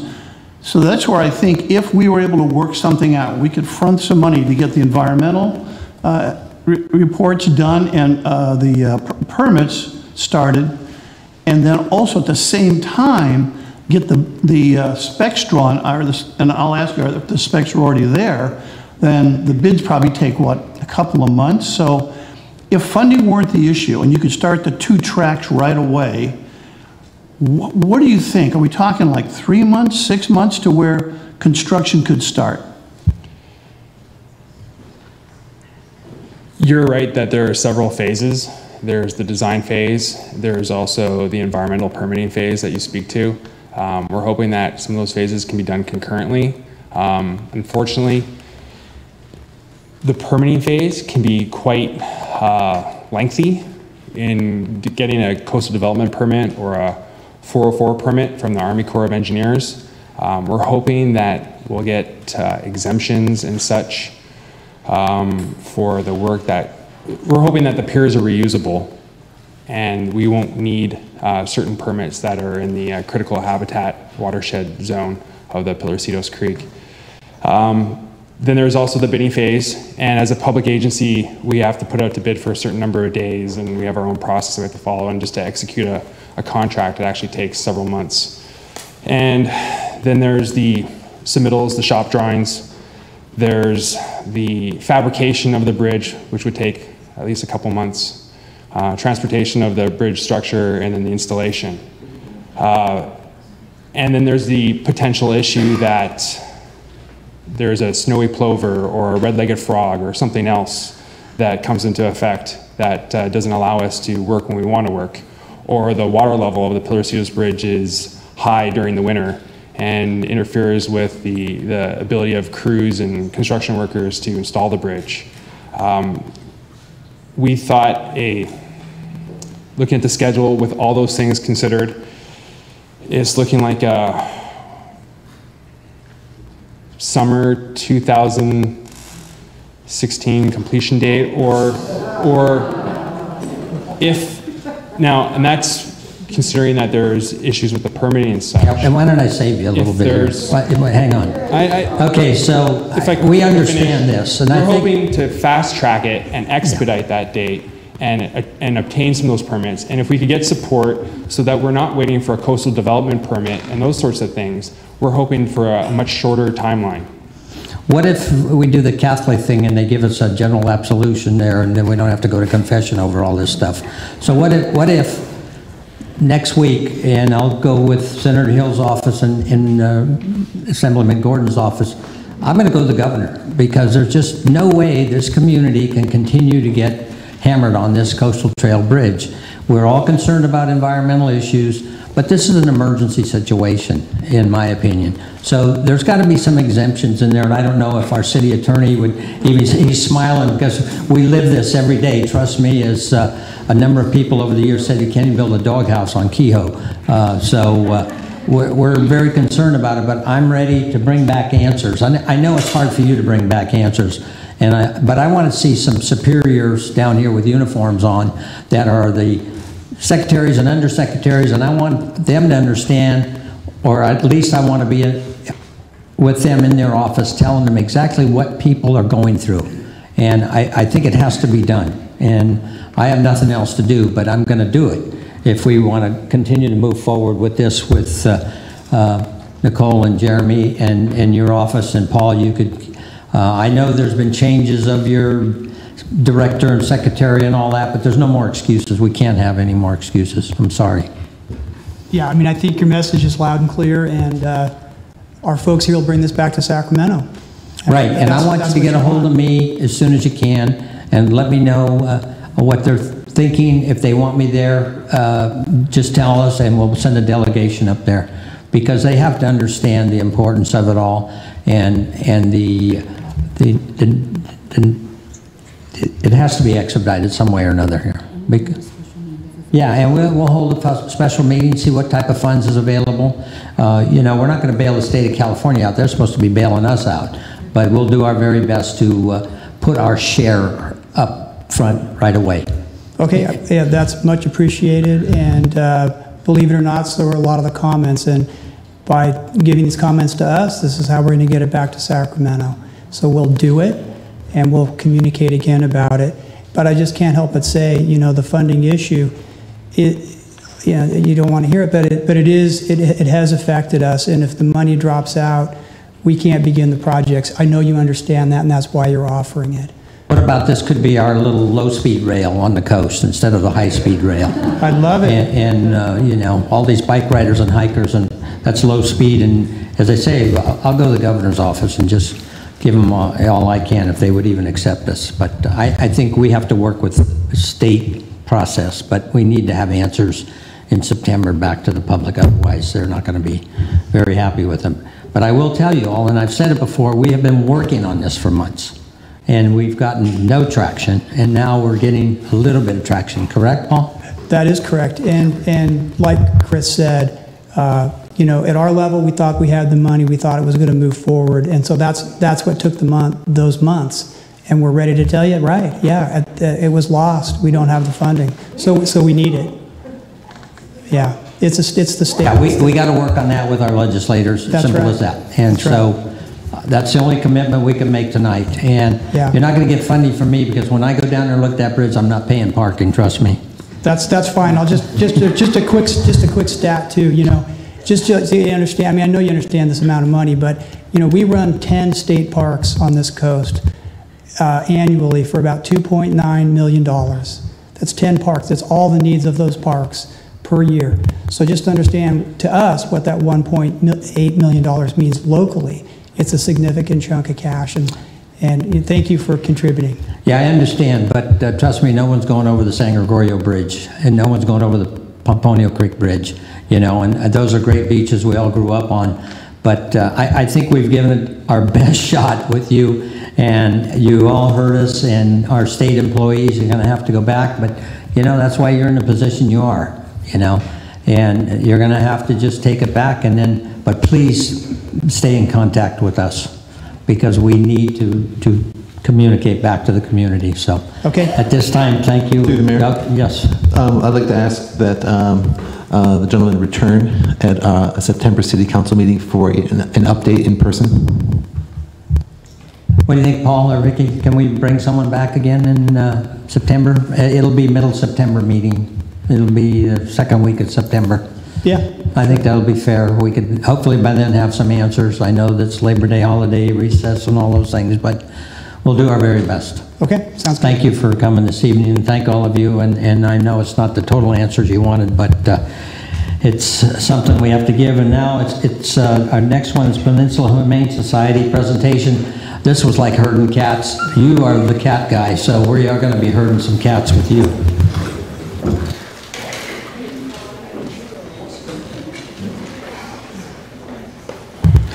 Looks like there's some need to move. Let's give folks a moment, perhaps.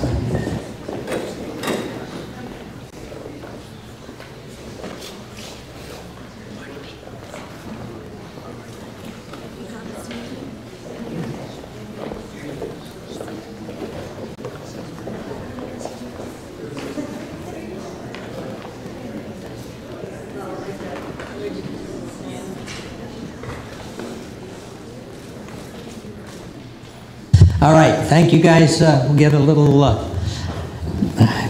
we have a long agenda ahead, so thank you for your patience, but you all know this was a very, very important item for us this evening, and we're very happy that we get them here tonight, finally. So go ahead with your introduction and your presentation, please. Well, thank you, Mr. Mayor, members of the council, staff, and members of the city. I've been asked to give a presentation briefly about the work of the Peninsula Humane Society, both as a private not-for-profit organization and our relationship with Half Moon Bay as one of the cities that we contract with through San Mateo County. My name is Ken White. I'm president of the Peninsula Humane Society and SPCA, and I will try to be as respectful as I can of the length of time that has already been spent by the council this evening. PowerPoint presentation, I believe copies have been printed up and are available for the members of the public. Essentially, let's start with the obvious question: what is my organization? The Peninsula Humane Society and SPCA is a private, non-profit, public benefit animal welfare organization. which is made up of 125 employees and over 1,400 volunteers, one of the numbers I'm frankly most proud of. Those 1,400 volunteers include 202 residents of the city of Half Moon Bay. We're supported by 24,000 families, largely here in San Mateo County, and that includes 474 households here in Half Moon Bay.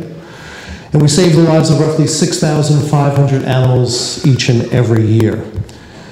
The annual operating budget for the current fiscal year is $12.7 million, and that includes less than half, or $5.7 million, which comes to my organization through our contract with San Mateo County, and then San Mateo County in turn contracts with the 20 cities. So roughly 44–45% of our budget comes through that contractual relationship. Animal control in the state of California is not an option. It is required by the state. The state of California requires that the county and cities provide animal care and control services, and that's a set of policies, laws, and mandates which combined make up a 717-page long book. People often look for the code. There is no animal control code. It is a complete volume at the state level. San Mateo County is one of just 3 communities left in California which contracts that work in its entirety to the local Humane Society. PHS believes it is in the best interest of the animals and the people who care about them for us to remain that contract provider. We want to be your animal care and control provider. However, we are not willing to be your pound, and that gets to issues of funding. Since we subsidize the work through charitable donations, all of the costs associated with animal control are really not borne by the city alone or by the county alone, but are heavily subsidized by the donations which the Humane Society receives. To take a look at the cost of animal control, which was one of the questions I was asked to present to you tonight, I draw your attention to a survey. Again, I've got a simple chart on the wall here, but the complete survey has been made available. It's a survey we've conducted in 2003, 2007, and again in 2012, looking at comparing the animal control costs for San Mateo County with similar counties. And the unit of measure in our industry is not what is the cost per animal, because frankly that's irrelevant. If you get a 6-month-old perfectly healthy golden retriever, the cost is virtually nothing to care for that animal. You get a dog who's been shot in a raid on a crack house, and you're holding that animal for 2 years in custody, the cost is completely different. So the cost per resident is the measure. And what we do is we look at the total amount of dollars spent for animal control in like counties. In this case, we looked at Marin, Contra Costa, Santa Clara, our own San Mateo, and San Francisco. And we simply divide that total cost by the number of residents to come up with a per resident cost. The cost in Marin was $12.79 per resident. The cost in Contra Costa is $10.14 per resident. In Santa Clara County, $8.64 per resident. Here in San Mateo, $7.36 per resident. In San Francisco, the least expensive and the most underfunded of the agencies at $5.85 per resident.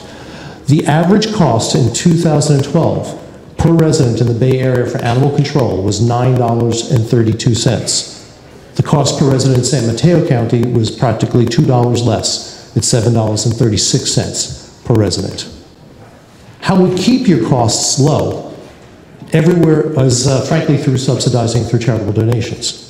Everywhere in California, except here in San Mateo County, for example, investigations of animal cruelty and neglect, which is a penal code statute, is a function of animal control, and those services are paid for by government. Everywhere in the state, except for here in San Mateo County. Here, all investigations of cruelty against animals are paid for by donations to the nonprofit entity, to the Humane Society, which means that our donors paid for the 34 cruelty investigations conducted in Half Moon Bay in 2013, as well as the 16 investigations conducted during the first 7 months of the current calendar year. Everywhere in California except for San Mateo County, the adoptions of animals, which is required under state law, is also a function of animal control and is paid for by government. Everywhere except for here in San Mateo County.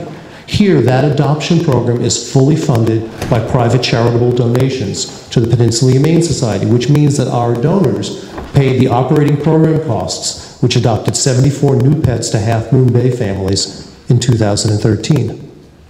And since our new facility, the Burlingame Center for Compassion, will do all of the adoptions under the contract work that we do, the new city-county shelter, which is currently being proposed, will not have to have an adoption wing, which will save significant dollars to the cities and the county during the construction. That adoption wing is typically thought of as the most expensive construction of a new facility. It's simply not necessary in the replacement facility that's now being discussed by the cities and the county. So animal control costs that the cities and the county do not pay for in San Mateo County, which are paid for everywhere else throughout the state, are the cruelty investigations, the adoption program, and the adoption facilities itself. Other Humane Society programs, also funded by donations, not by the contract, include the rehabilitation of injured and orphaned native wildlife. Some 1,500 animals, wild animals, are saved every year and returned to the wild.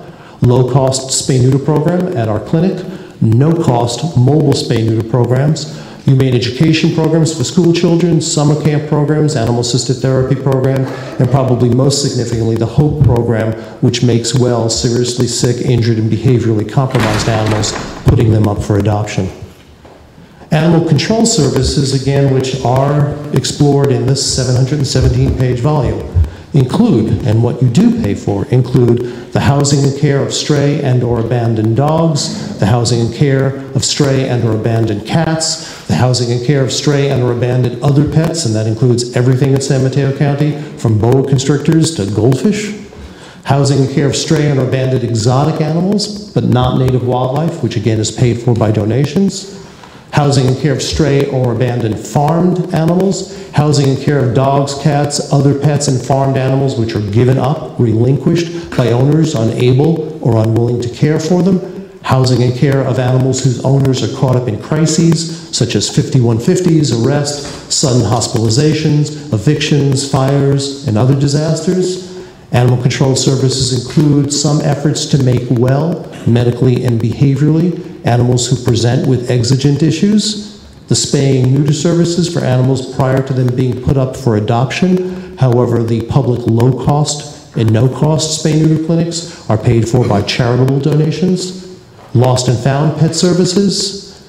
Animal services include low-cost rabies prevention clinics, dog licensing, cat licensing in those communities where it is required, the euthanasia of animals for whom there are no other better outcomes due to uncorrectable medical and or behavioral problems, the rescuing of animals in distress, assisting police, sheriff, and other first responders when animals are involved in situation necessitating action, emergency veterinary services, transporting animals confined to strays in residents' homes, responding to reports of dog bites and attacks. Animal services include managing the county's dangerous and vicious animal program, assisting when animals are involved in traffic hazards, picking up and disposing of dead animals, quarantine of animals potentially exposed to rabies, enforcing local animal-related ordinances. The contract also includes performing euthanasia of injured wildlife in the field, participating in county-wide and city disaster preparedness events, and that red asterisk is a reminder for me to tell you that we had one of our officers here in Half Moon Bay last Friday in partial participation with an EOC event, emergency preparedness event, here in your city. And although at a far more basic level, it's important for you to understand that all of that work, really targeted at an emergency level, is 24 hours, 7 days a week, 365 days of the year. Specific to Half Moon Bay, specific to this wonderful city, for the first 7 months of the year, January through July, our offices have responded 201 times to needs within the city limit, which amounts to about 1 time every day. That includes 53 residents' requests related to sick or injured animals, and responses to 7 instances regarding aggressive attacking animals, 34 stray animals, 24 of which were confined by your citizens, 12 of them were running at large, and 44 home visits related to animals confined under rabies quarantine, which is an operation that's necessitated through the county's health department protocol, as well as the laws of the state. 6 calls to take animals into protective custody due to an owner's sudden death, hospitalization, evacuation, or other human crisis. And And the rest of those 201 calls have been everything from removing dead animals on the streets to the euthanasia of fatally injured wildlife, assisting the police and firefighters, rescue of trapped animals, investigations of violations of the city's Muni Code, etc.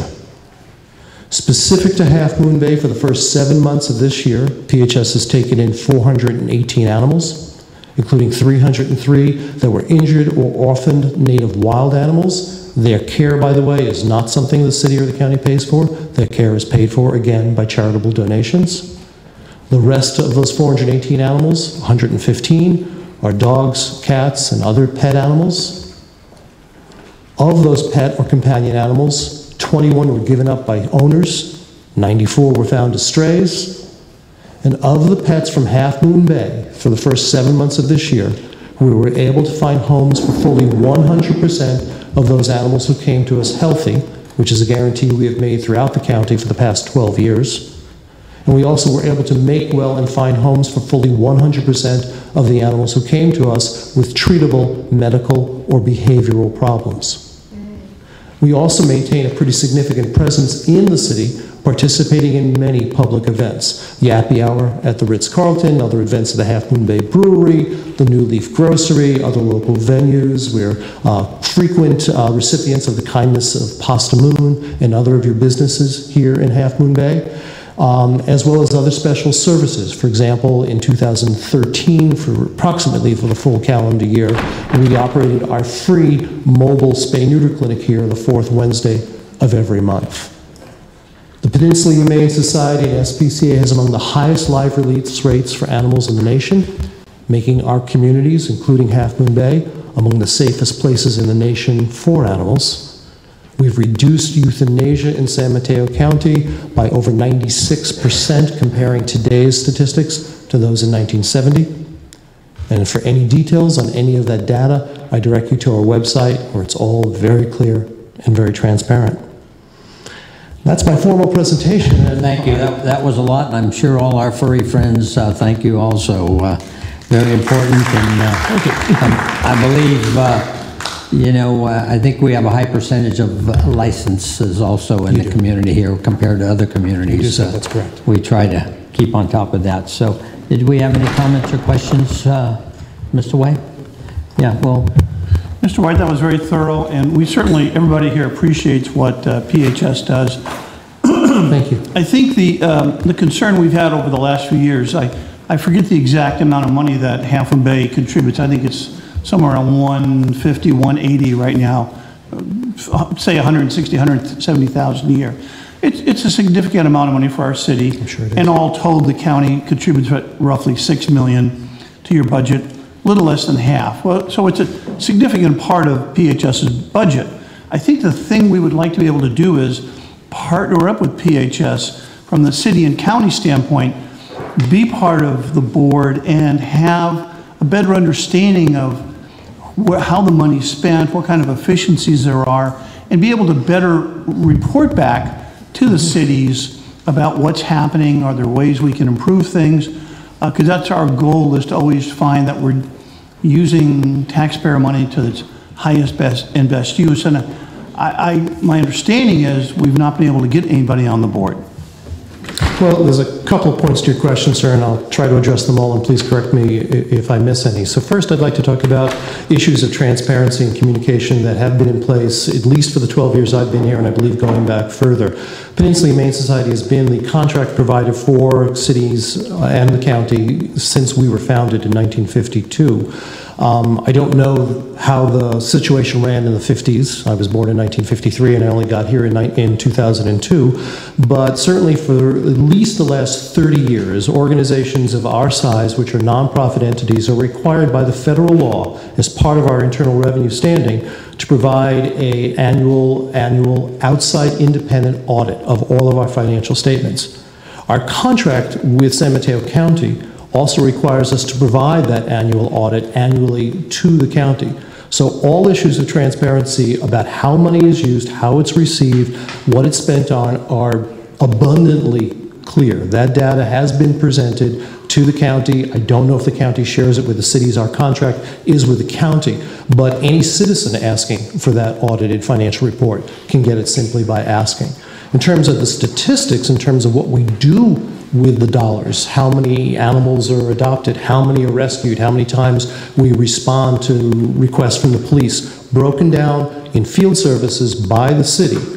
That is a report that we have been providing monthly to Half Moon Bay, the other 20 cities, and the county since January 1st, 2003. I arrived here January 2002. I worked with the county and a number of city managers to come up with 2 statistical reports. Those reports have been provided on a monthly basis through the county, to the county and the cities.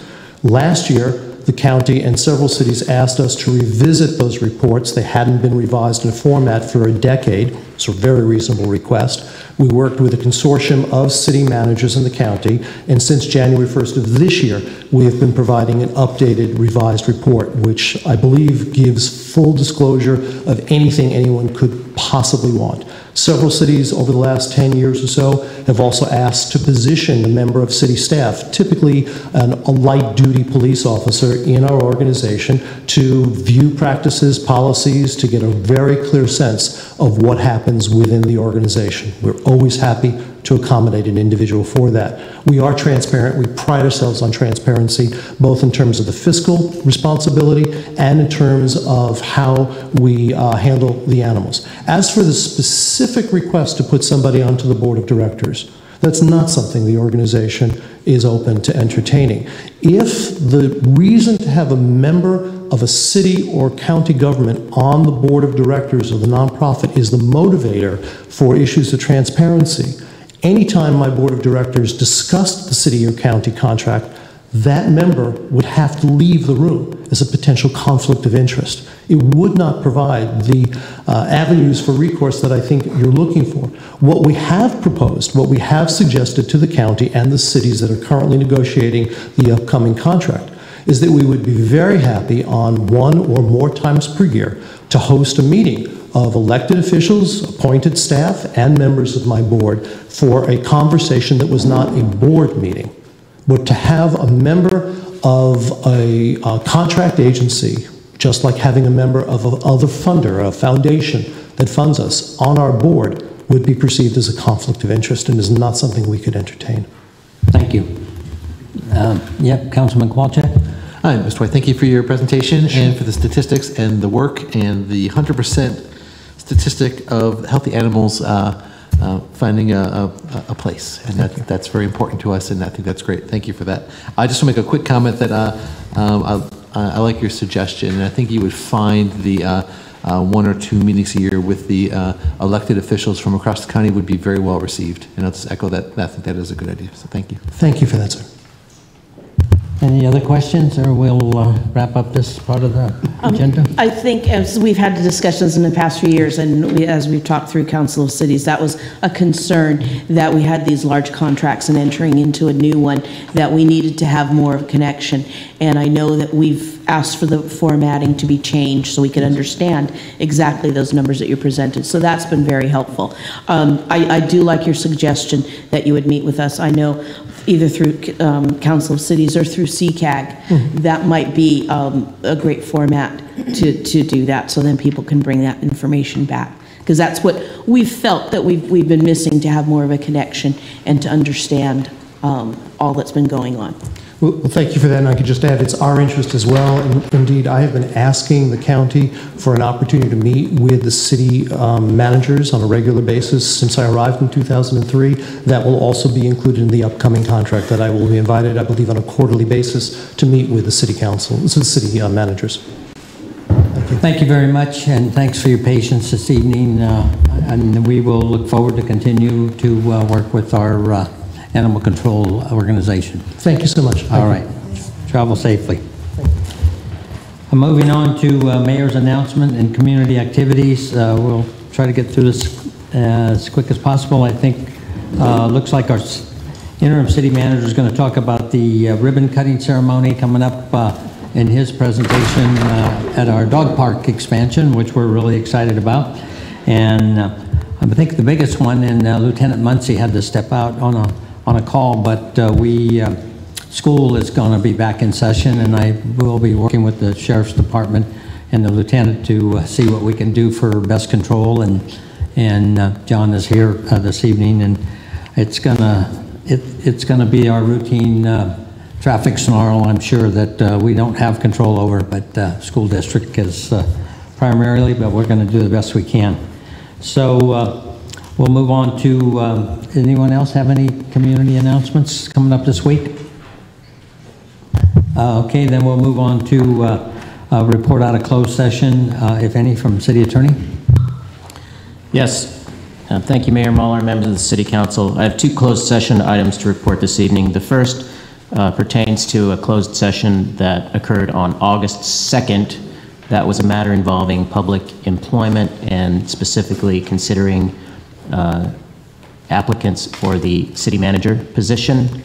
There was action taken at that meeting, and the result of that action is item 11 on this evening's agenda.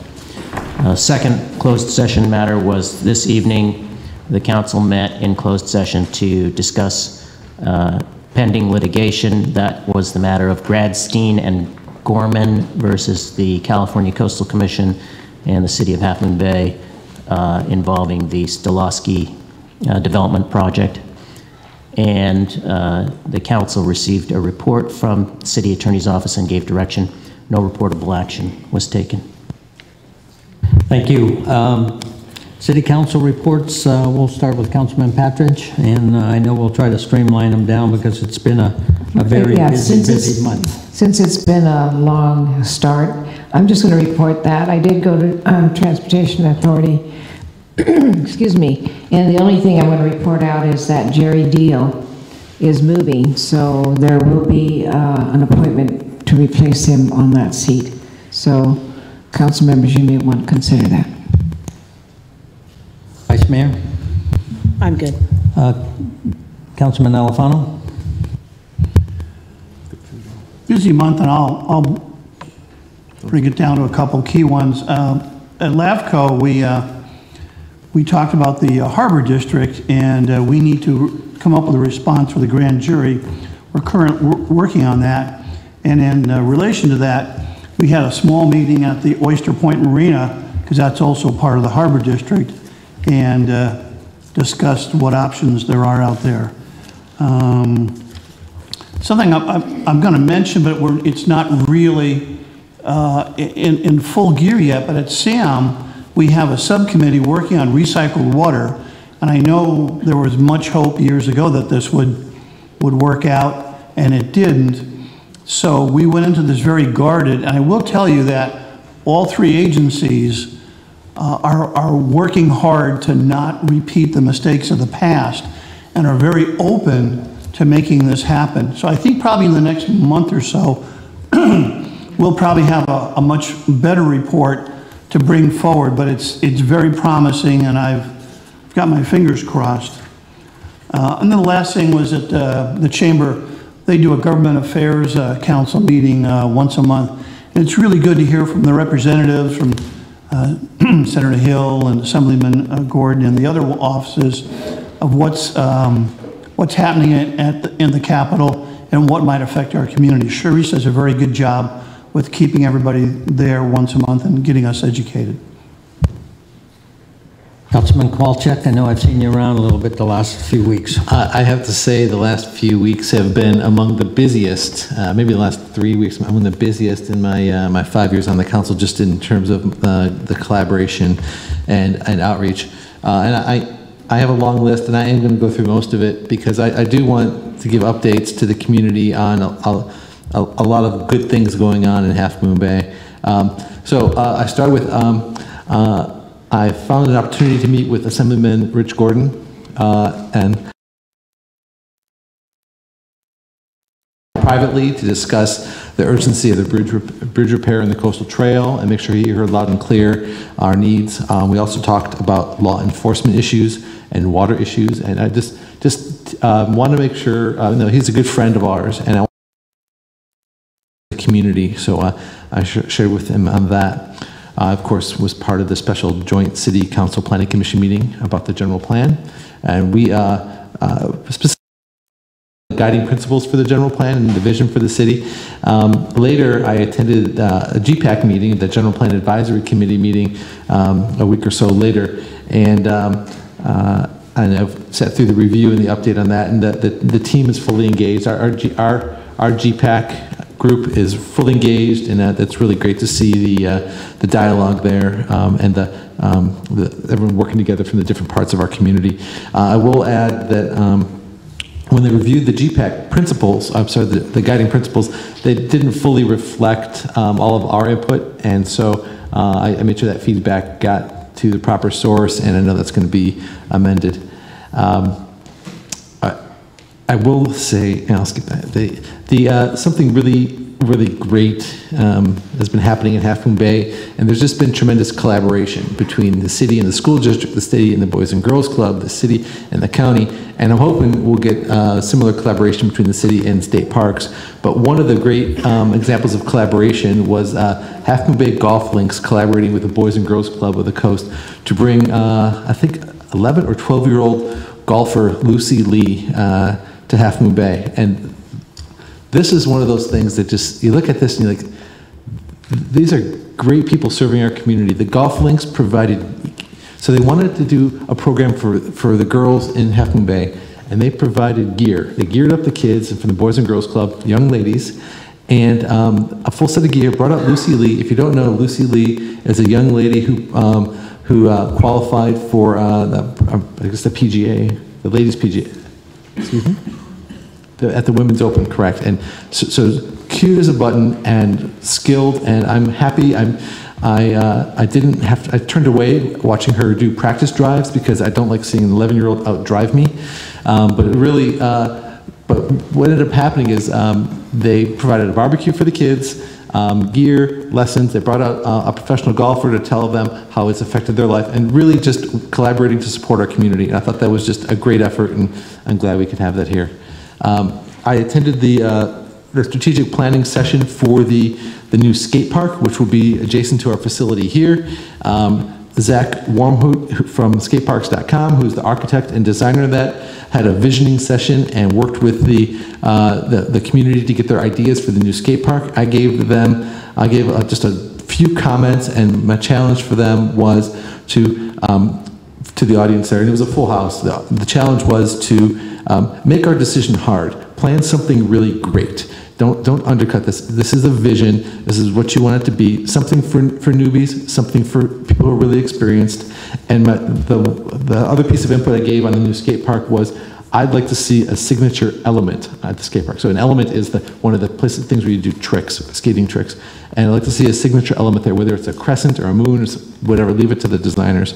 I want to acknowledge Deputy City Manager Alex Kojikian, because there was the parents of the young ones came, the young skaters came, but they could not, it was funny, they could not get the young skaters to show up. So Alex went out and did some additional outreach to make sure we had input from the younger skaters as well. So I acknowledge that, Alex, that the feet on the street work is much appreciated. I was approached by a group of leaders within the community, from the Hispanic community, and I just want to report that they're interested in having a bigger voice in the community, and I've been meeting with them and helping them understand how the city works, and making sure they understand that they have my ear and that they do have a voice in the city, and I will continue to meet with them. It went very well, and was invited to the Guelaguetza. And the Guelaguetza is a celebration of the Oaxacan culture and community in Half Moon Bay. And was really humbled by, first of all, they were honored that I was there, but I was more honored to be there, and just acknowledge that the community and the children and the dance and the food. It is so shame on me for not going earlier, but I'm never going to miss it again. And it is analogous to some of the events we have with the Portuguese community, and I think it's to be celebrated. I made a stop at the Neighborhood Watch for National Night Out in the Kehoe neighborhood, and that was pretty great. I know some folks in the audience who were there as well. And one of the best moments from that was two neighbors. They were like one house apart, and they met each other. As I was sitting there watching it, and they met each other and said, "Oh, aren't you my neighbor?" And I said, "Yes, I am." And they introduced themselves for the first time in like a couple years. So it was kind of nice. And they made a commitment to hold a similar event every year. Almost done. Met with County Supervisor Don Horsley to discuss our new library, Measure O, and his support for that, and he is in support of that, and for his half of the funding, the county's half of the funding for the new library. We discussed a few other things as well. Nearing the end here, guys. Thank you for your patience. I worked with the Friends of the Library and library staff at Saturday's Farmers Market to help the community understand the new designs and the concepts for the library, how we're going to handle parking and how we're going to fund it, how Measure O ties to building a new library, and just getting information out. And that was pretty great. That was really well received universally. I attended the Family Fun Night at Half Moon Bay. This is ridiculous. I told you I've been busy. I attended Family Fun Night at Half Moon Bay High School, and it's a fundraiser for sports, and I went for one reason. I don't have a child at the high school anymore. She graduated. But as I went shopping during the week before, some boys from the football team approached me in front of Safeway, and they said, they were funny and silly and polite and well-mannered, and I felt like I had to buy tickets to the event. I think it's the least I could do to support them. So I went there to go give support, and I went to find their coach. I pulled them aside, and I let them know that those boys are doing the right things in the community, and I wanted him to hear it from me. And it was a good event, and they're raising money so they can pay for their athletics. So they're not sitting on their laurels and letting. Well, invite me to the softball one. I'll be there too. All right. I gave a tour to the Boy Scouts, to Boy Scouts Group, Troop 263, Thomas, Jake, and Sasha, and their mom, Lynn, of City Hall, and they were following up from their attendance at a previous City Council meeting. So they attended a City Council meeting where we discussed issues related to the Kehoe Ditch, and they came to express their concerns, and to earn their merit badge, they had to do a follow-up. So I sat with them for an hour, listening to their questions. They gave me their advice and their recommendation. So their recommendation was to put a big tube in the ground and cover it up and let the land be there and let the water go through the tube. And I said, okay, guys, I'm taking that back to City Council, so now you got it. You got their message. That's their recommendation. These are also the boys that shared with me their concerns about the Pilarcitos Bridge, and I echoed those earlier. And lastly, yesterday I did a walkthrough and had an ad hoc meeting at Ocean View Park. I met with 6 or 8 different sets of parents who were there with their children. As we have an item on the agenda tonight to discuss replacing a restroom and a tree, and I wanted to see firsthand the situation. I wanted to hear firsthand from the parents. I got a lot of great input. I'm going to save that for that item. So just to let the mayor know, I will be pulling item 9 for discussion and perhaps some other comments at that point. And those are the things I've been doing in the last 3 weeks. I'm tired. Thank you. Thank you. Thank all of you. And I'll try to keep up with it. As you can see, if you're going to be on the city council, it's not just going to 2 meetings a month. So I too went down to the junior mentoring program with the Boys and Girls Club with Lucy, and it was just spectacular. But the best part of the day was when she literally sat down with the young teenage girls and they were playing girl games at the table. And she was a little person. She wasn't this one that was at the U.S. Open hitting a 3-wood 190 yards. But so that was spectacular. Judith Guerrero's done just an amazing job with them, and their board has done a great job. Also dropped in on the skate park design. It's a unique group of individuals that are very creative. I mean, they live a very creative life, and I believe Councilman Alfano was there also. And then on the 31st, well, I also went to the Neighborhood Watch program for a minute down there to pay my visit with them. On the 31st, as a CCAG member, I serve on the Airport Land Use Special Committee, and Half Moon Bay Airport was on there regarding Big Wave, and part of that was to be reviewing that to bring back to CCAG. It was a public hearing. Big Wave was represented there, And so we made recommendations to bring back the report to the full CCAG, which we did do on last Thursday night, and with strong support from Supervisor Horsley and the rest of the CCAG board. It looks like that airport Land Use Committee will be recommending that the main thing will be grandfathering in that any project that's been pre-approved already by all agencies will be grandfathered in, and there'll be no changes, which is spectacular for the individuals. As I mentioned to them, these were children many, many years ago, and now they're adults, and they definitely do need some housing. And I also mentioned that if you look at the parents, there's a lot of graying going on there. And so that was very positive there with the full CCAG committee, which we will act on that formally in September. Ribbon cuttings are very, very important to city council members. I attended 2 ribbon cuttings. And then last Thursday and Friday, staff put on, with our staff in the room here, put on an amazing day at the EOC Center over here with about 40 individuals. And I guess, Alex, you'll be giving a report on that briefly, or someone will later, for disaster preparedness. And I know everybody was in that room from all agencies. It was just absolutely amazing there. And then last night, after the district attorney's report came out, I did go down to Moonridge, and I will say that children were playing soccer, playing basketball. Lieutenant Muncie is here. Then he and I visited with his officers. They were very aware of the situation.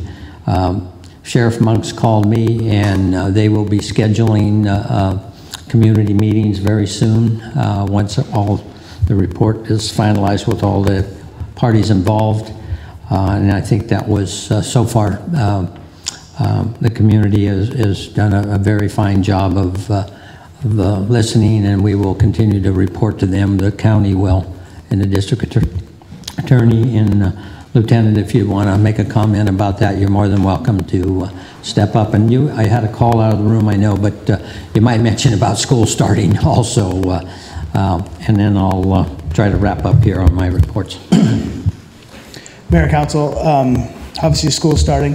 It's a very exciting time. I'll be meeting with Sergeant Gonzalez tomorrow, and we'll be putting together a formal plan. And last night, everything was going well? Yeah, everything went fine. We met today with PCRC, and we're putting together an outline to start the meetings, to start the dialogue.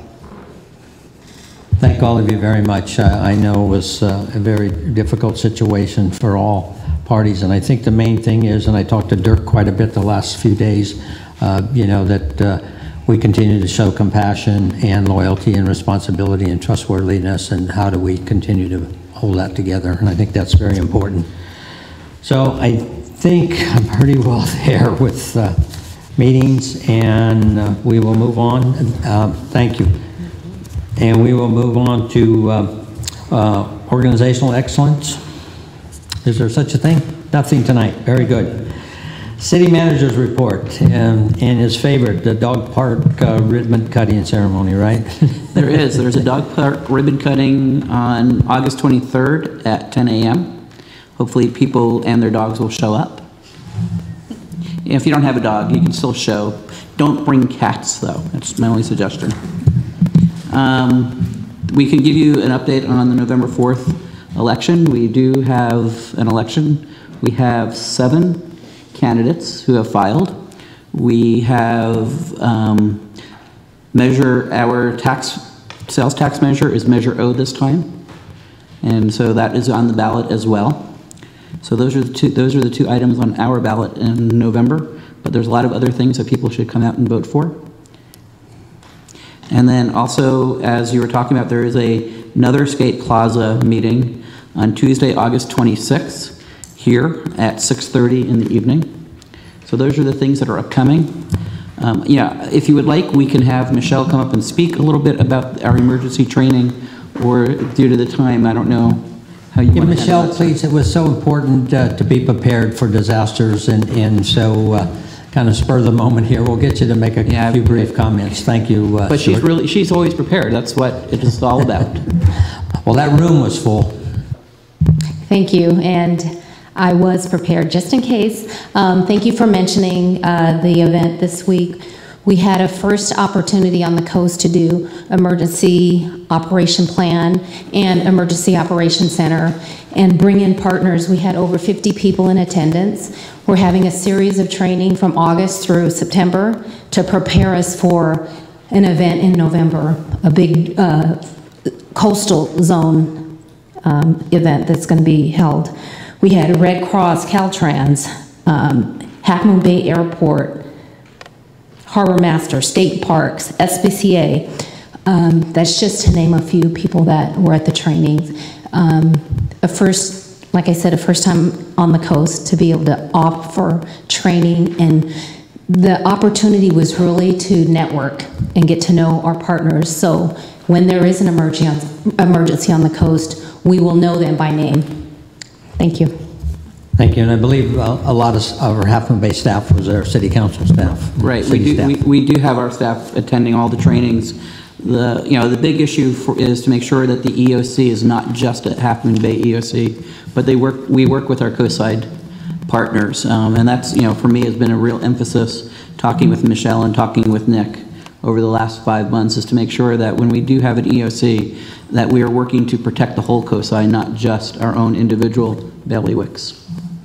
Thank you. That was the intent when it was constructed, so I appreciate that. Moving on to public forum, I just have one car up. Shazarzai, you hung in there this evening.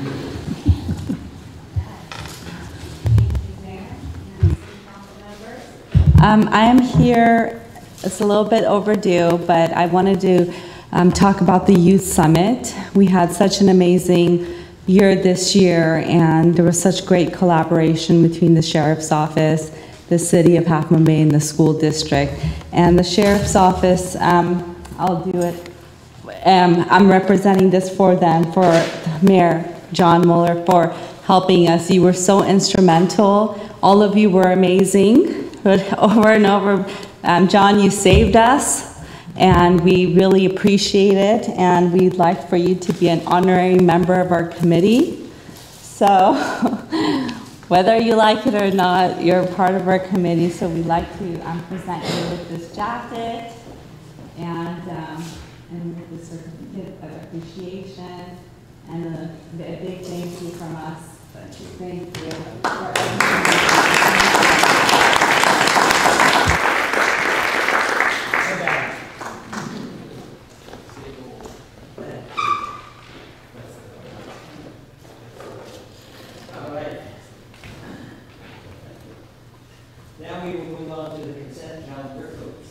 Now we will move on to the consent calendar, and I will be entertaining some discussion and a motion on the consent calendar.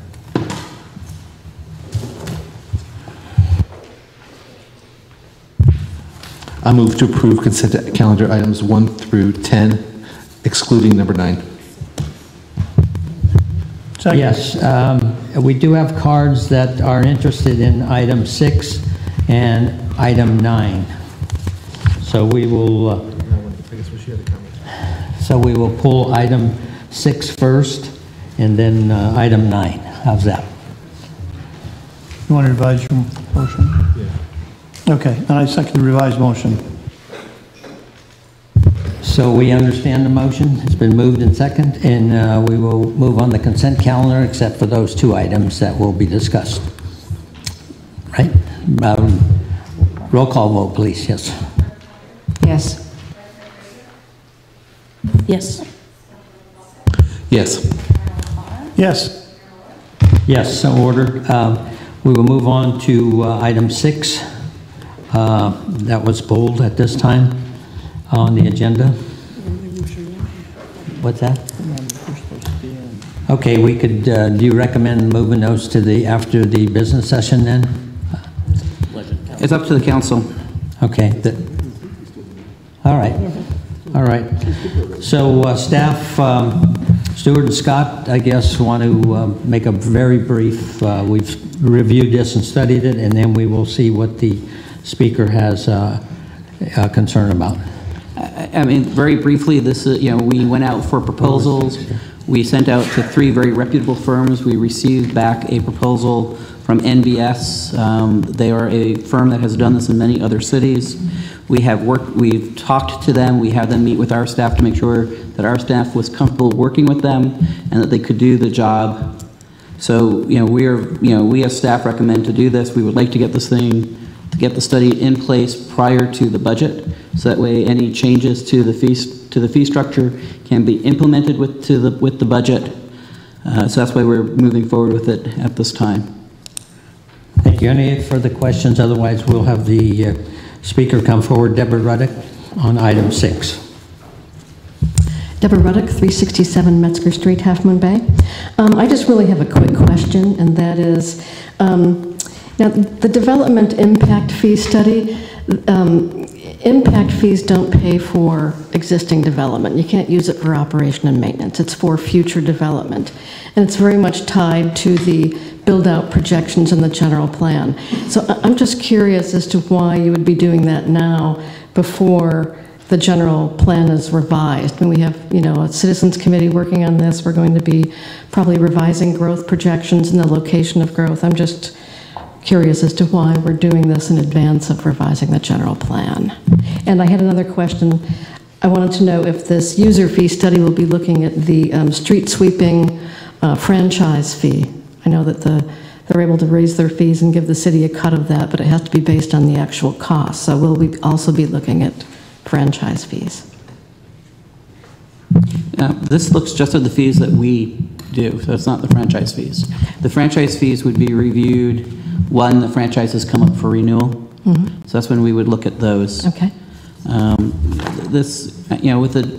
the development impact fees, it is an issue of determining what we have in place today, what the cost is per resident basically today, and then figuring out what the cost is for new residents. And it's, I think we can start the study now. We are working through the general plan. We will be able to mirror the two. So I don't think that it's a conflict at this point in time. But if we find that, we need to slow down the development impact fee in order to make it work with the general updates to the general plan, we would do that. All right. Great. That's all. Thank you. Thank you. So any further discussion, or would you like to move on this item? I'll move. Second. Second. It's been moved in second on agenda item 6. All in favor? Aye. Aye. Aye. So ordered, 5-0.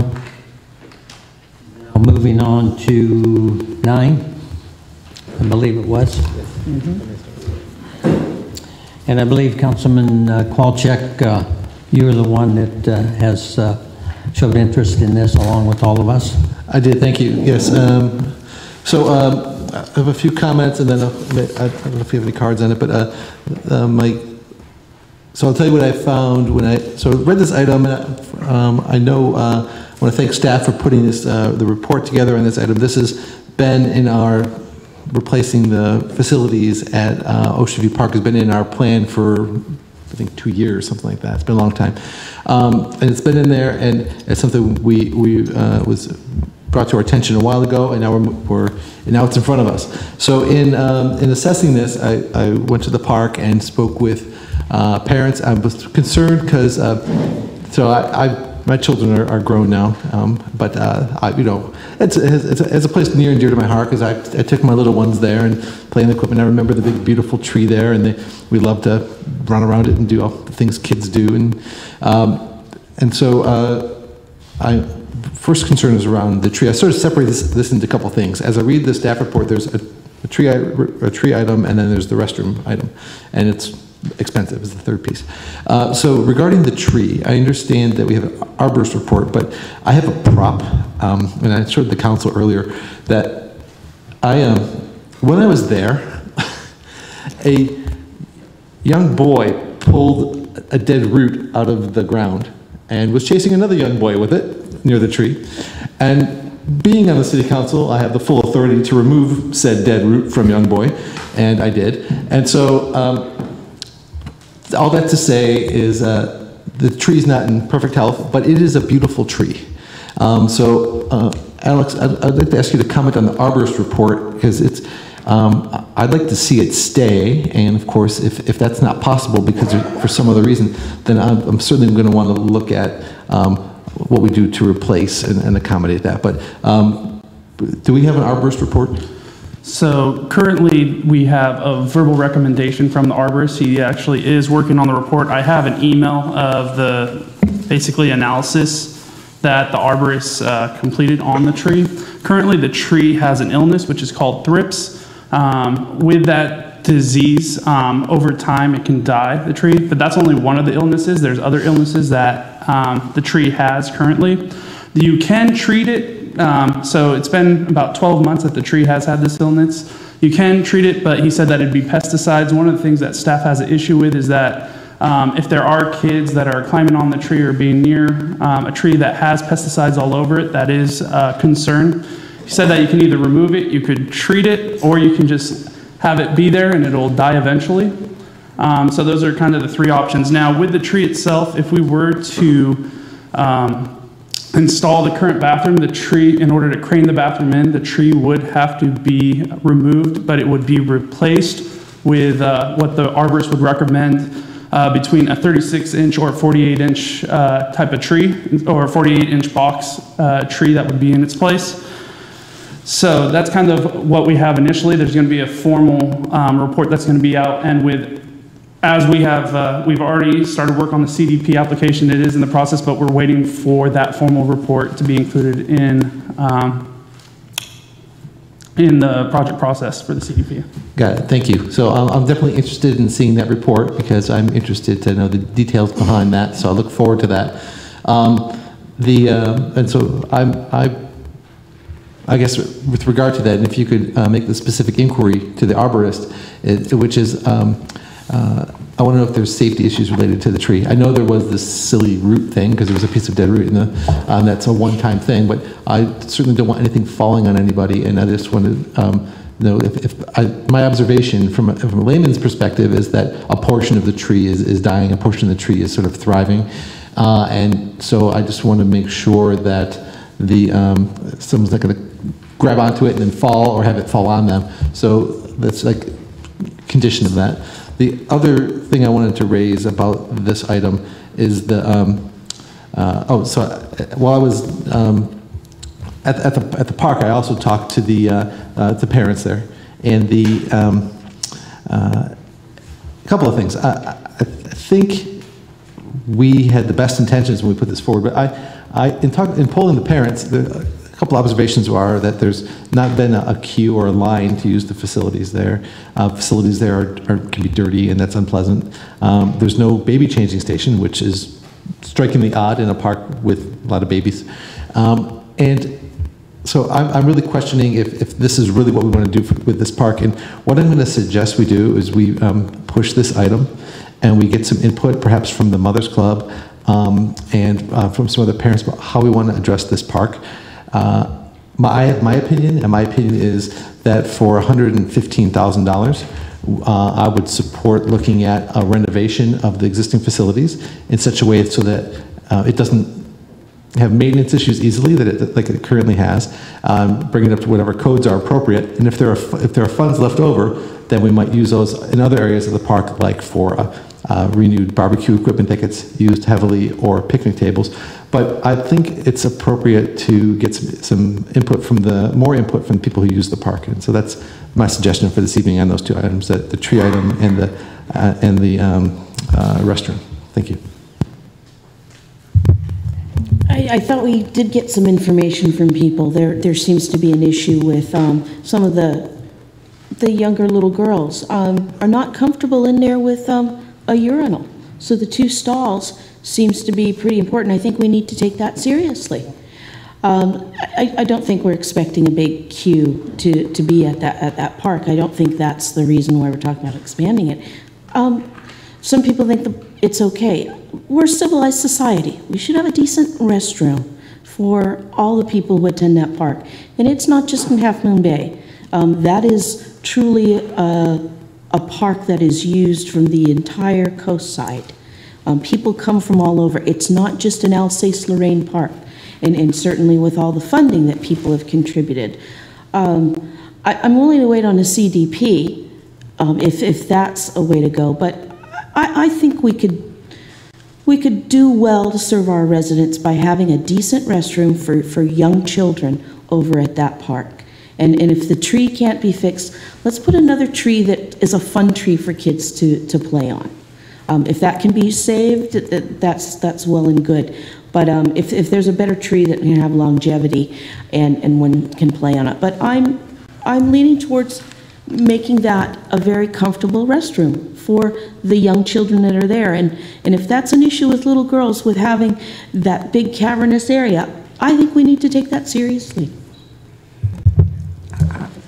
Yeah, you have some pictures. Yeah, I was going to say the same thing Marina did, because I have heard concern about the children that go there, and we do need to have separate bathrooms. I mean, you know, I have separate bathrooms at the high school for that. I mean, we need to have facilities that are up to date and that can accommodate people there, and it's just not the adults, it's the children. And I understand what you're saying, but I really seriously think that when you talk to the little ones, the little girls and stuff, they don't like going in there. They don't like that idea that there's one bathroom and stuff. So I think, you know, we just really need to keep that separated, and we need to make it more, and if we need time to take care of that and to get more input, I'm okay with that, but we're not having both bathrooms.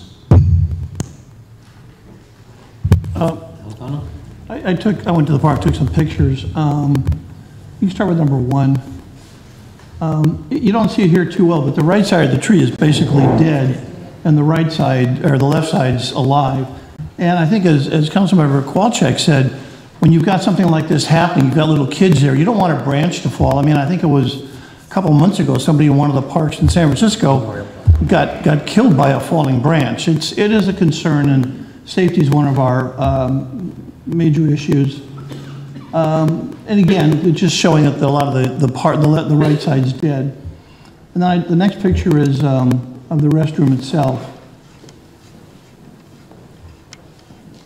And it's an older restroom. It's not in the best of shape. There's things that are missing. It's the kind of restroom I think it's hard for our public works to maintain. If you see the newer restrooms, the way they have the facilities in there, they're much less liable for vandalism. Like, if you can't see it here, but like the floor drain has been taken out. It's got some issues. And then this is just showing where it is. I mean, we clearly have the room to have a 2-stall bathroom if that's in fact what we eventually want to do. Clearly the tree at some point needs to go away. I think we should put in, you know, you can get nice trees for $100, $200. We're willing to spend some major money. You can get a very large mature tree to replace that tree. And I agree with, again, what Rick said. I think we should be looking at some more facilities there, like barbecues and picnic benches. It's a really well-used, it's probably our best-used park in town. Yeah, so I definitely think it's something that's worth investing in. But I do agree we maybe get some more input and come up with a staff report of what's the best way to go. I'll be brief. I visited too with a number of families, and let me tell you, the tree is dying. And in thrip, once you see that right side of that tree with thrip in there, it's dead. And that tree has to be replaced. Otherwise, as you can see, those roots are broken down. Number 2, if you look at labor codes out there, you have to have a male-female restrooms by code. And I think, I'm sure our code says the same thing in a public facility. I'm not positive, but I can tell you in the workplace you have to have a male-female if you have females visiting or working. And also, I did talk to the families. That thing is very uncomfortable to go into. Number 1, there's no window, there's no emergency access, there's no ventilation in there. And so I think without a doubt, once the permit process moves forward, then we can decide with the community what needs to be done there. So we do have a card, David Blovey.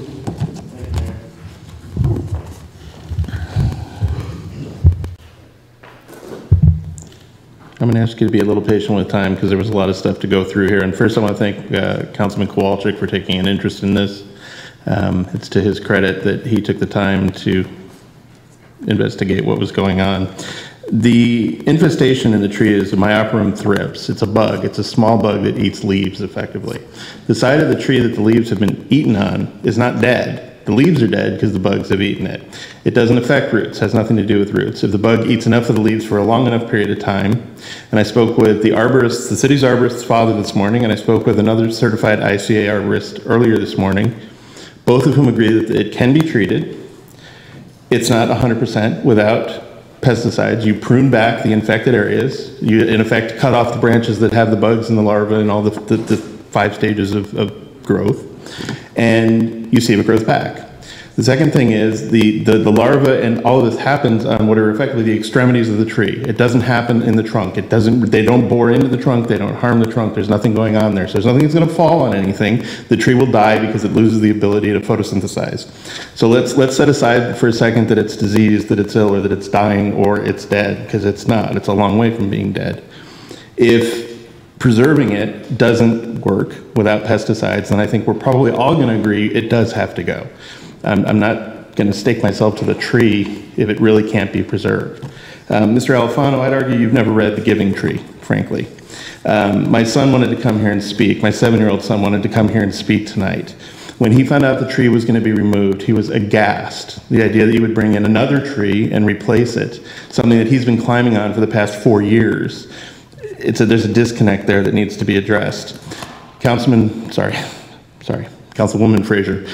The idea that there's a urinal there and that it offends women or little girls, I don't understand why that would offend little girls. Remove the urinal. You don't have to tear down the bathroom and put another bathroom in there.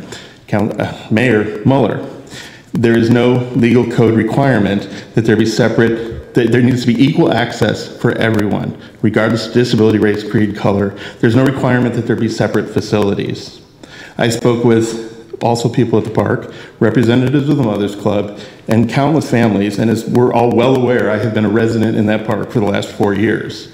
No one thinks the bathroom needs to be removed or replaced. No one thinks that, and actually, frankly, the resistance was more about the tree than the restroom, ironically. But if you need to put a bigger restroom in there, fair enough, we'll work on it, but you've got all that area behind the restroom that you could put a new, bigger restroom in. If you need to do it that way, fine. Last thing is, if you look at the drawings of your proposed restroom, there are no emergency accesses into that either. There's one door into each section. So, did I get them all? I think that's it. Again, I want to thank Councilman Kowalczyk for reaching out here. I think tabling this one for the time being, giving it a little bit of thought, and then revisiting it is probably a good idea for all concerned. And thank you. Thank you. I think, yeah, we don't need applause. We're all working in the right direction, unless you're clapping for us, so thank you. I think, without a doubt, we've been working on this for a couple of years, so we have been giving it some thought. So I think we have pulled the item on the agenda. We can bring this back at a later date. I guess we call it tabling or for continuing it. So let's continue it and we'll move forward there if that meets Councilman Kowalczyk. So that's item 9 will be continued.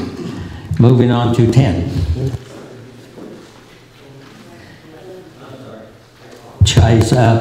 I did have 10, just quick comment. Again, this was a lot of work with the city and the county staff working on this Marauder Road. And anybody that lives over there were very pleased when I told them that we were trying to make some headway over there. But the ocean is still tougher than all of us. But I think at least we're trying to get some work done there. So now we move to 11, and we have a number of cards on 11. So we've had this in front of us. Do you want to hear the cards first, and then do you want to have Steph talk about it? Okay, so let's start right here on item 11, staff report. Tony, please. Yes, thank you, Mayor Mueller, members of the City Council. I'll make this very brief. The item before you is the result of an extensive recruitment, outreach, and interview process that began last February with the resignation of former City Manager Laura Sneidman. continued until August 2nd, at which time council completed the interview process and selected Magda Gonzalez as the next city manager. The item before you is the contract for Ms. Gonzalez's employment. She's here in the audience this evening. The contract terms are as set forth in your staff report. I won't repeat them. I'm sure everyone's had a chance to read that, or I'm happy to summarize if you like. But otherwise, I'm happy to respond to any council member questions or comments. Are yes, I think first off, we're very, very pleased that Magda took the time out of her holiday to get over here. I will tell you, going through the interview process and the screening process and with HR issues, we can't really share an awful lot, but I can share that her letters of recommendation were tremendous from top leaders throughout San Mateo County, elected officials in San Mateo County. I also had, a week ago tomorrow, we had 60 individuals testify in East Palo Alto regarding San Francisco Creek, regarding flood control at our water board. So I did have a chance to visit with a number of individuals there, and they had high praise for Magda also. And so I think we definitely are moving in the right direction. And so there's a number of people that want to comment about it. So we'll go ahead, and then we could finalize our discussion here and decision on what we want to do. Yes, and officially welcome. So first would be Deborah Penrose, please.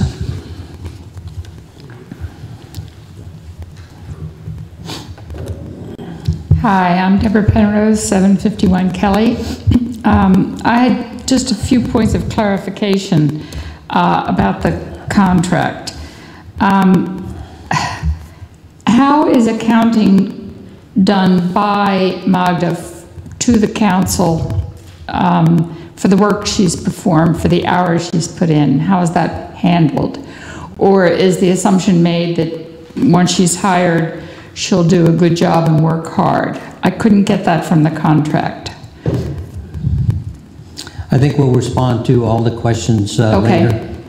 The second one had to do with travel expenses in addition to her car allowance. She gets $300 and some odd for a car allowance. In addition to that, she gets an allowance for any traveling that she does. And I'm wondering if that travel allowance is meant to be something she can't use the car for, that she'd have to use a plane or a train or some other means of transportation. The next point has to do with performance evaluation. In there it says something about at times the performance can be evaluated on a quarterly or every 6-month basis as opposed to an annual performance. And I'm wondering if the first 3 months that she is there, if there's a performance evaluation done at the end of that time.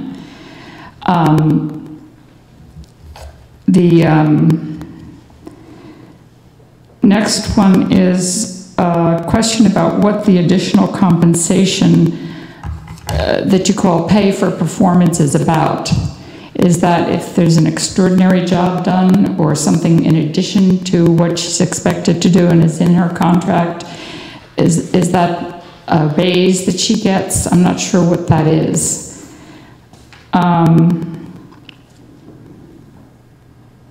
And then the last point is severance pay.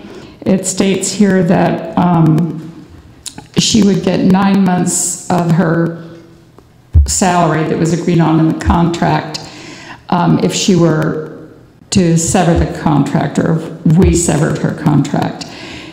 If she works for 3 months and then her contract is terminated, does she then get 9 months worth of salary, even though she's only worked for 3? In other words, when does that 9-month severance pay start to take effect?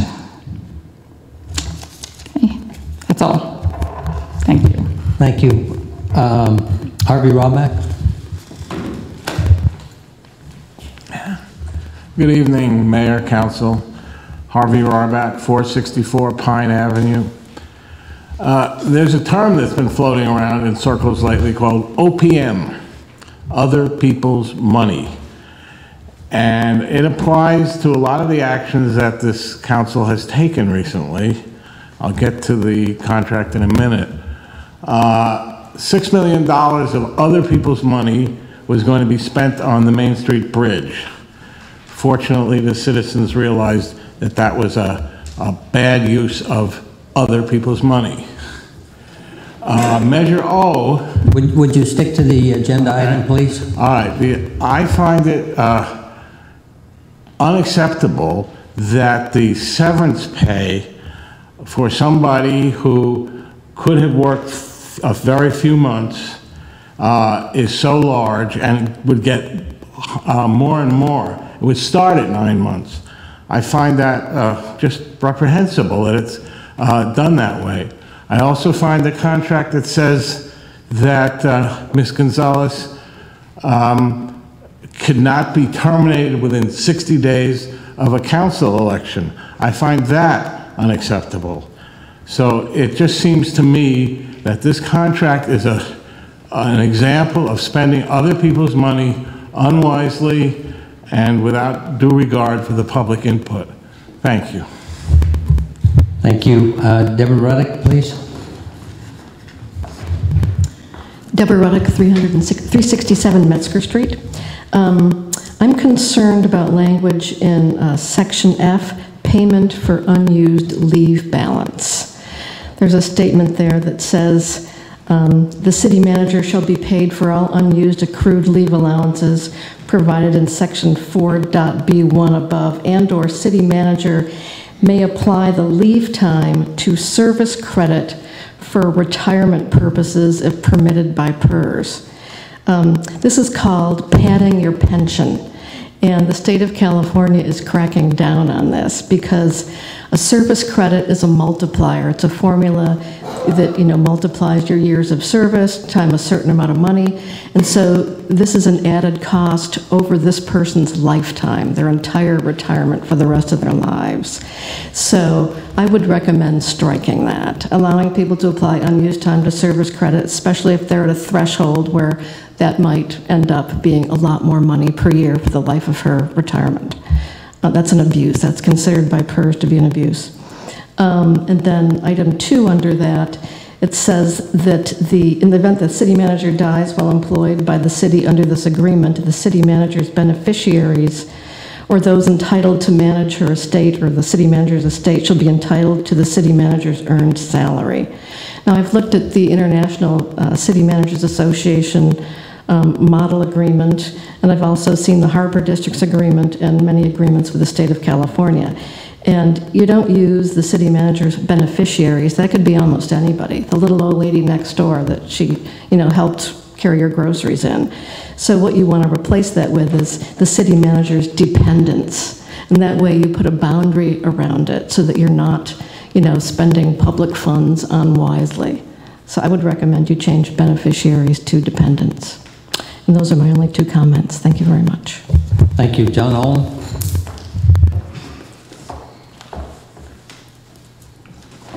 Mr. Mayor, City Council. You saw this evening a lot of angry people about the bridge over on the creek. Multiply that by about 1,000. And imagine Mr. Schillinger caused it. Rent control in East Palo Alto is like the issue. Not the creek is important, but rent control is the issue. I don't care about rent control. Excuse me, Speaker, I don't want you attacking the individual. You can attack me, but do not attack the individual. You were reading newspaper articles. No, sir. Yes, you were reading newspaper articles. Okay, I'm not going to debate you, but do not attack her. Sir, I have the report. I understand, but just go ahead and attack the council. Don't attack our individual. Well, then have you read the report that she commissioned? It is a hatchet job. It was described as a hatchet job by many people, not just me. It is a hatchet job. Have you read it? This evening I received a PR request from the city of East Palo Alto trying to follow up on some of the information in this report that she had commissioned. This report was commissioned with no approval of the City Council, nor with approval of the board who she was investigating, whose manager she was investigating. Imagine she did that to your planning department, behind your back, signed a $10,000 contract to have somebody investigated. This report has about one paragraph of good things about this rent control lady. And then page after page of some of the most incredible nitpicking you've ever seen.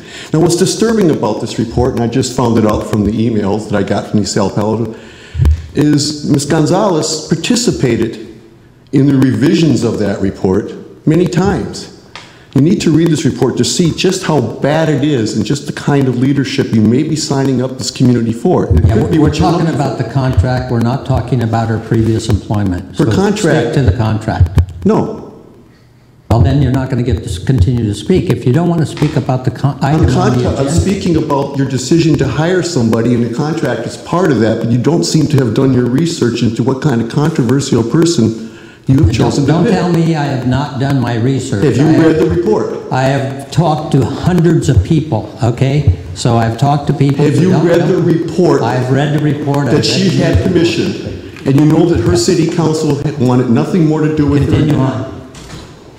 Am I done, Siobhan?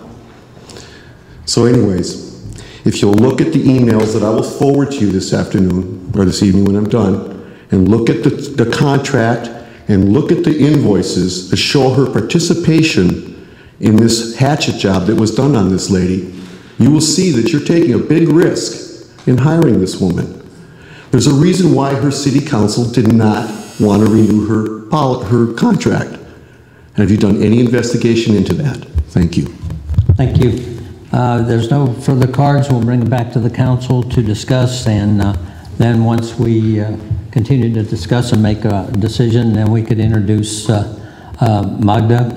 As I said, reading the letters of reference from top city managers throughout San Mateo County, visiting with a number of elected officials, I have full confidence, and I've stated this before, in us reviewing this contract.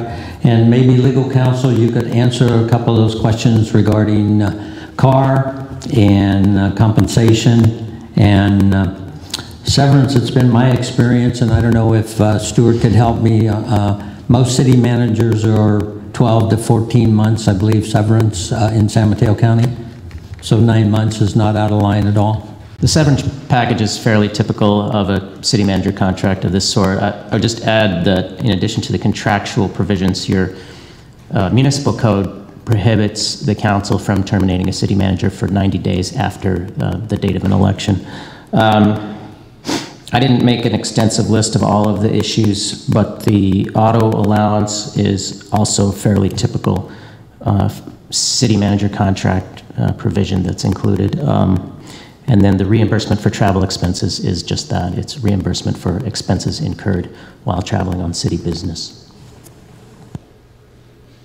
Any comment? One is for the vehicle, the other is for other expenses. Yes. Any comment on the retirement of PERS, just briefly, and also the naming of a dependent? I don't know what the PERS law states, but it sounds like it's pretty much standard procedure in PERS. The contract is subject to all applicable PERS regulations. I think the comment about the naming of the dependent versus the beneficiary is a valid comment, and I'd be happy to discuss that with Magda, and if the council wants to approve the contract subject to further discussions on that issue, I think that would be perfectly appropriate. Thank you. Any other comments from council? Councilman Kowalczyk? I have a couple comments. Pay for performance. So pay for performance or a bonus based on performance is a common mechanism in business to reward, create an incentive, a carrot, if you will, for high performance. It is a mechanism that is common in business. It is less common in government. We introduced it with our previous city manager to great success. Set goals, goals achieved, bonus received. That's where that comes from. and I'm happy that we're doing that and we're making that available. Just a comment on performance evaluations. That's important that we do that. I think it's important that we give our city manager and all our staff performance evaluations, and so that they know what they've done well and what they can work on. Lastly, regarding some of the derogatory comments, I think that's just pathetic sort of language, and it upsets me that it occurs in this room. It's not necessary. I'll say two things. One, I spoke to the city council, to multiple members of the city council in East Palo Alto. Glowing reviews that supplemented my own questioning and my own investigations, and I'll share that. One quote is, "I would hire her all day if I didn't have a broken city council." That's a quote I received. Second comment I'll make is, I spoke with Assemblyman Rich Gordon, just casually, and he came up to me enthusiastic. I've known Magda for 35 years, and she's wonderful. She's going to serve you well. I'm completely confident in our decision. This is a great hire. It's great for our city, and I'd like to make a motion if you'll allow me to.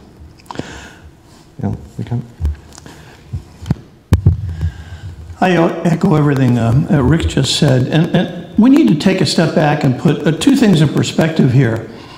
One is, our city has made tremendous strides in the last 3 or 4 years, especially in terms of our staffing and our finances. We would not be where we are if we didn't have key people in key positions who've done an amazing job. And the two people that really helped get us where we are our city attorney and our city manager, Laura. They helped us, they guided us through a very difficult period of investing money, legal money, to pursue those insurance policies. And it ended up netting to us over $13 million. You get those kind of results when you have the best talent there is out there. And we're in competition with the other 19 cities in Silicon Valley. You don't pay your city manager $10 an hour. You go after the best there is, and you pay commensurately, and that's what we're trying to do. So I feel very comfortable paying for what we feel is the best talent. The second part is, the recruitment procedure we went through was thorough, extremely thorough.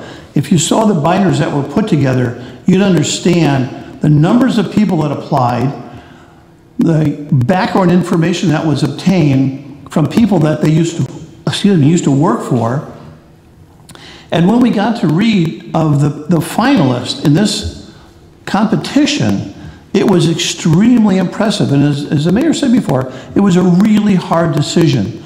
But I think we all feel very comfortable in the leadership we're going to provide our city going forward. Leadership in City Hall is critical. Let's face facts. We're wonderful people up here, but we're volunteers. We're not in City Hall 8 hours a day. Maybe close to that, but not 8 hours a day. City staff is what guides our city, and the city manager is the critical component. So I am totally and extremely happy that we found, I think, the best candidate our city could have. And I think, and then I'll get back to you, Vice Mayor. Also, when you talk about hours, drive by City Hall and see the lights on there and see how late people are working. These city managers are amazing quality people that put in a tremendous amount of hours. And running city government is not like running a private business. We have multitude of state mandates, federal mandates. These people have to have a thorough knowledge. We had a couple applicants that were business-minded people, but trust me, it doesn't work that way in government. Government is so complex, responding to grand jury investigations, responding to the media.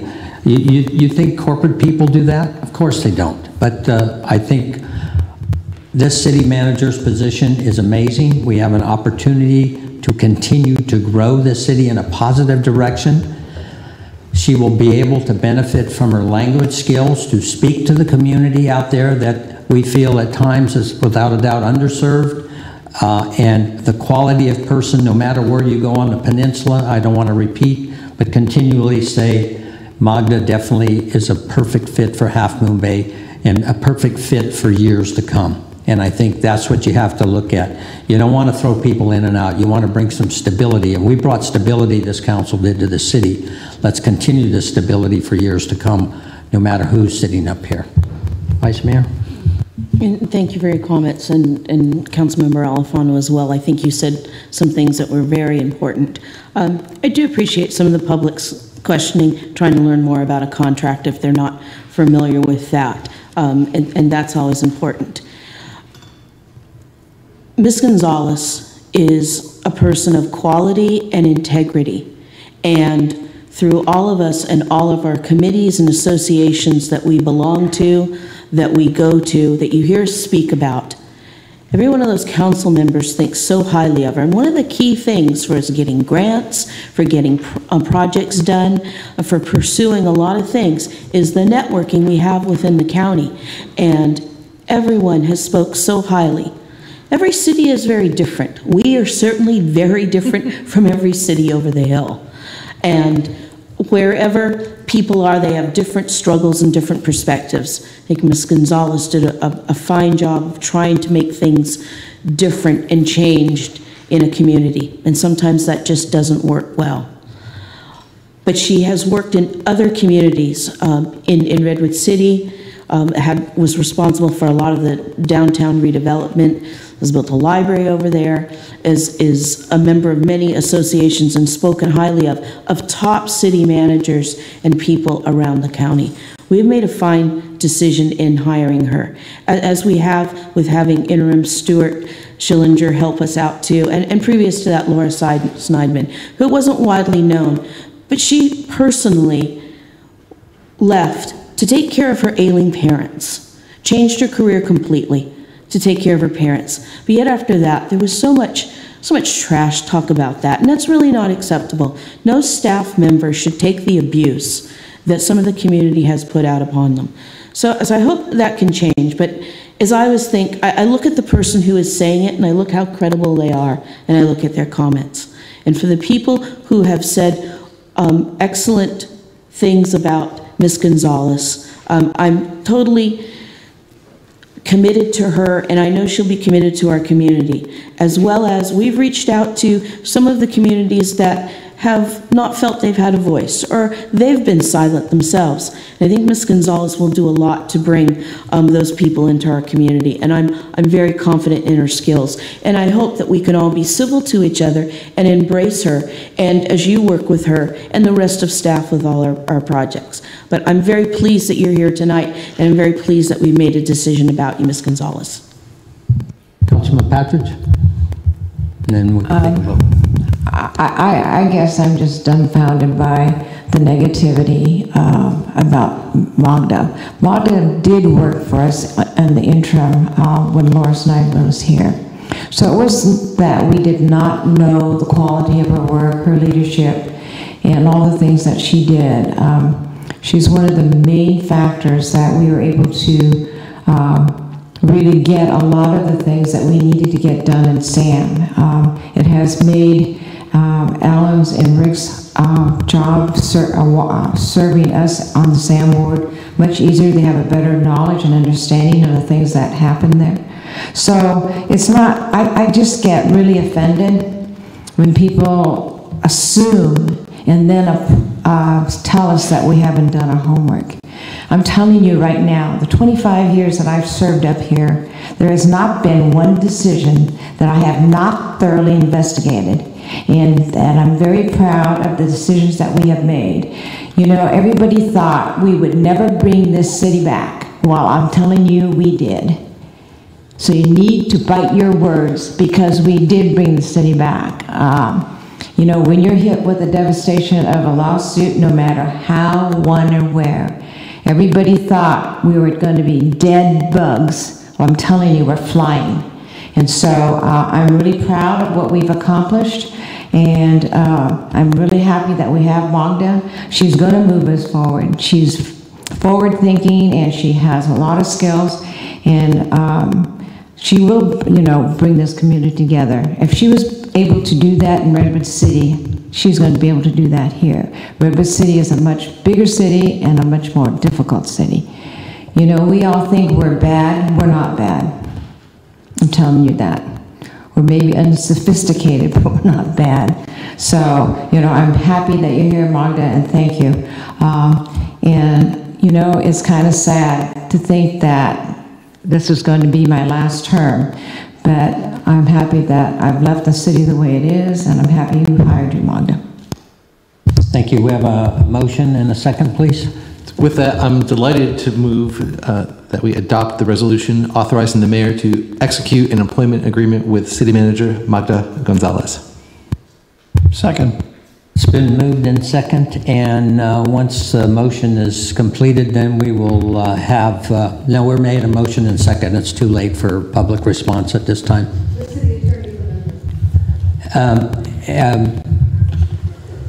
I think we will have the agreement. I don't need to be made fun of back there. If you want to make fun of me with the camera, you're welcome to leave the room. Okay? This is not a charades here. This is a serious, very serious matter, and I don't think we need someone back there making... So I think you can negotiate with Ms. Gonzalez regarding that one particular item on there if we move forward with the contract? Assuming that was the intent of the motion. Thank you. Okay. Is that understood in the motion and the seconder? Yeah. Okay. Yeah, and I'd like her to say a few words too. So we'll have a roll call vote, please. Yes. Yes. Absolutely. Yes. Yes, with pleasure. So at this time, our new city manager is Magda Gonzalez. Would you come forward, please, and say a few words? Thank you for your patience sitting through tonight, and we can blame Stuart for the long agenda tonight, and then we'll see how you do with your first meeting. It's his last meeting. So he packed it all in. Thank you. Thank you very much. I'm delighted. Thank you for the appointment. I very much look forward to working with each of you. I look forward to working with each of you as well. I'm thrilled to be here. The future of Half Moon Bay is very promising. I'm delighted to be a part of that. The council, as you've mentioned already several times today, has made some very courageous decisions over the last several years to get you to this point, being in the black. I look forward to flying with each of you as we move forward, and I'm just really excited to get started. So I will leave it at that and look forward to working with each one of you and each of the community members as well. Thank you. Thank you. I think we have to remind you to be careful on 92, especially on damp evenings or mornings. So that concludes that item. We will move on to item 12. We're getting there, our library friends and everyone else.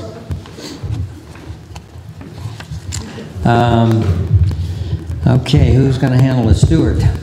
Oh no, review, I'm sorry. Year-end review. One of the things that I wanted to do before I left was to go over what you had done while I wasn't here in 13, 14, so that way, we can start on a clean slate moving forward. 13, 14 is a really good year for the city of Half Moon Bay. There were many operational achievements, included in which is that you received awards for both your financial report and your budget. The financial report is your year-end annual financial report, and you received an award from GFOA. And for the budget, you received an award from CSMFO, which is the Finance Officer Organization of California. Both of those signify that both of the reports are easy to read, that people can pick them up and understand what is happening within the city. You also received an unqualified opinion from your auditors. What that says is that the financial report that you do provide is accurate and gives people the information that they need to understand what is going on. You've added staff over the last fiscal year. You added Dante in charge of our community development and engineering area. We added Luella, who's doing our accounts payable and payroll. Melissa, who is our deputy city clerk. Michelle, who, as you heard tonight, is in charge of EOC, but much more. She also works with the franchise agreement, as well as other special projects within the city manager's office. And Joe, who is the new face on the front desk. You also added, on a contract basis, with Nick, who is our Coast Side Emergency Coordinator. This is something that we work with other agencies on the Coast Side, including the county, to pay for him. His left is when he was back in his good old days. His right is what he looks like now. So focus on the picture on the right, not the left. That's what you'll see him as today. You also did a new sewer program software, which makes it easier for us to do the billings. You did a new sewer transfer application process, which created and implemented, which makes it easier to go through that process. We've added the agenda manager, which I'm sure Siobhan is very happy with. Raise the roof, as she says. It makes our ability to get the agenda out easier. We've also responded to about 100 complex public records requests over the last fiscal year, and each of the requests take about 4 to 12 hours of staff time. It includes our city attorney's staff time, our city clerk's staff time, and of course whichever of the staff which needs to put the information together. So it's over the last fiscal year 13-14, we probably spent about 400 to 800 hours on our public records requests, and we're very proud of being able to respond to them quickly. You've had a number of community accomplishments. Starting with, you did 7.2 miles of streets resurfaced last year. You can look on the left as what the road looks like before and after, and you know we're doing a lot more in the upcoming year. We built pedestrian and bike trails. These are 2 pictures of near Roosevelt and near Kehoe. We've approved a 5-year drainage maintenance program. You enhanced the ADA parking at City Hall. You added energy efficient street lighting to Main Street. We closed 311 code enforcement cases, and Lamont gave a presentation earlier this year about that. You can see what the before and an after picture looks like when we're able to close them successfully. We reduced the initial planning review time to 20 days from submittal. It used to be about 30 days, so we cut off a third of the time in being able to review those with our planning staff. And what I've asked is planning staff to give a presentation in September about what they've done over the last year specifically. You have the General Plan Advisory Committee up and running, helping us with planning for the general plan. You adopted the general plan circulation element. We've also had the parking codes updates approved by the Coastal Commission, and as you know, anything going through the Coastal Commission is always a big success. Develop new planning forms and handouts. This gives the public a better understanding of what they need to do before they start the process, and they understand how to get through the planning process easier. We've had an Adopt the Park and Trail and Beach program, and we had 4 adoptions in the last fiscal year, always hoping for more. We had the new senior housing was ready for occupancy, and that was a really great event opening that up. The Smithfield fence was installed, and we also installed a new water line in the dog park, and the dogs are happy for you. We also contracted with the Boys and Girls Club and YMCA to provide recreational activities. It was a very successful summer, as we've told you, and we've reported out to the public. We've made repairs in this building. It looks much nicer than it did before, and also able to be used better by the Boys and Girls Club and also as a teen center. We did repair and water damage at the community center, and we took action to prevent this from reoccurring. These were actually nice pictures. The worst pictures I think you saw about a month ago as to what the dry rot really looked like. We repaired the sidewalks at City Hall. We too are required to do our sidewalks. We completed a drainage study for Smithfield Park, the results of which we've talked about briefly, and it probably will be about an $8 million project when all is said and done. We did the community outreach on the new library, and as you know, we had about 2,000 people make comments on it, and that was a really good public outreach project for us. We had the first National Night Out held last year. We had the second one held this year. And we had the Youth Summit, which Shahrazad already spoke about, and that was a very successful event.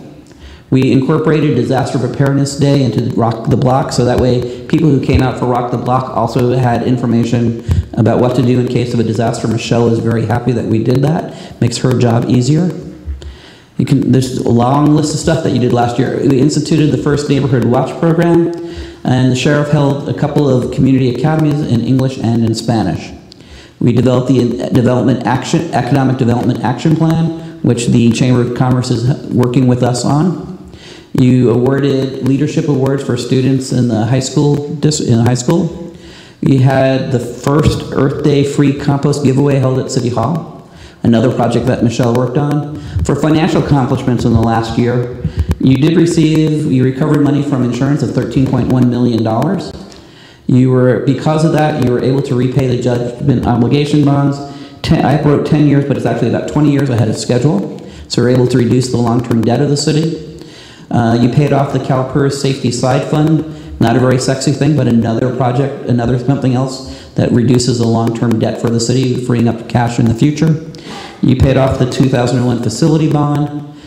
We have projected excess revenues above expenditures for the next 5 years between $800,000 and $1.7 million. So that way, not only did you have $1.6 million this year for projects, but you have an ongoing source of funds. You have an undesignated reserve of about $1.5 million. And you also put aside $1 million in a retirement stabilization fund because we never quite know what PERS is going to do to us in the future. And that was 40 slides in maybe 4 minutes.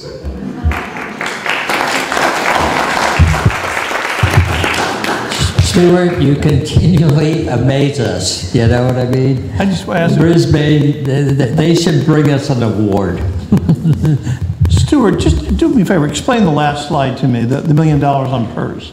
Sure, so we have set aside $1 million in our own fund, so that way if PERS raise rates, you don't have to impact your current services, and that you'd be able to pay those increased rates through this $1 million reserve that you've set aside. So that's the easy explanation. The harder explanation is PERS is constantly looking at their rates. So they just redid their actuarial study, and what they noticed in their actuarial study is, I know this is going to be amazing to believe, people are living longer than they used to.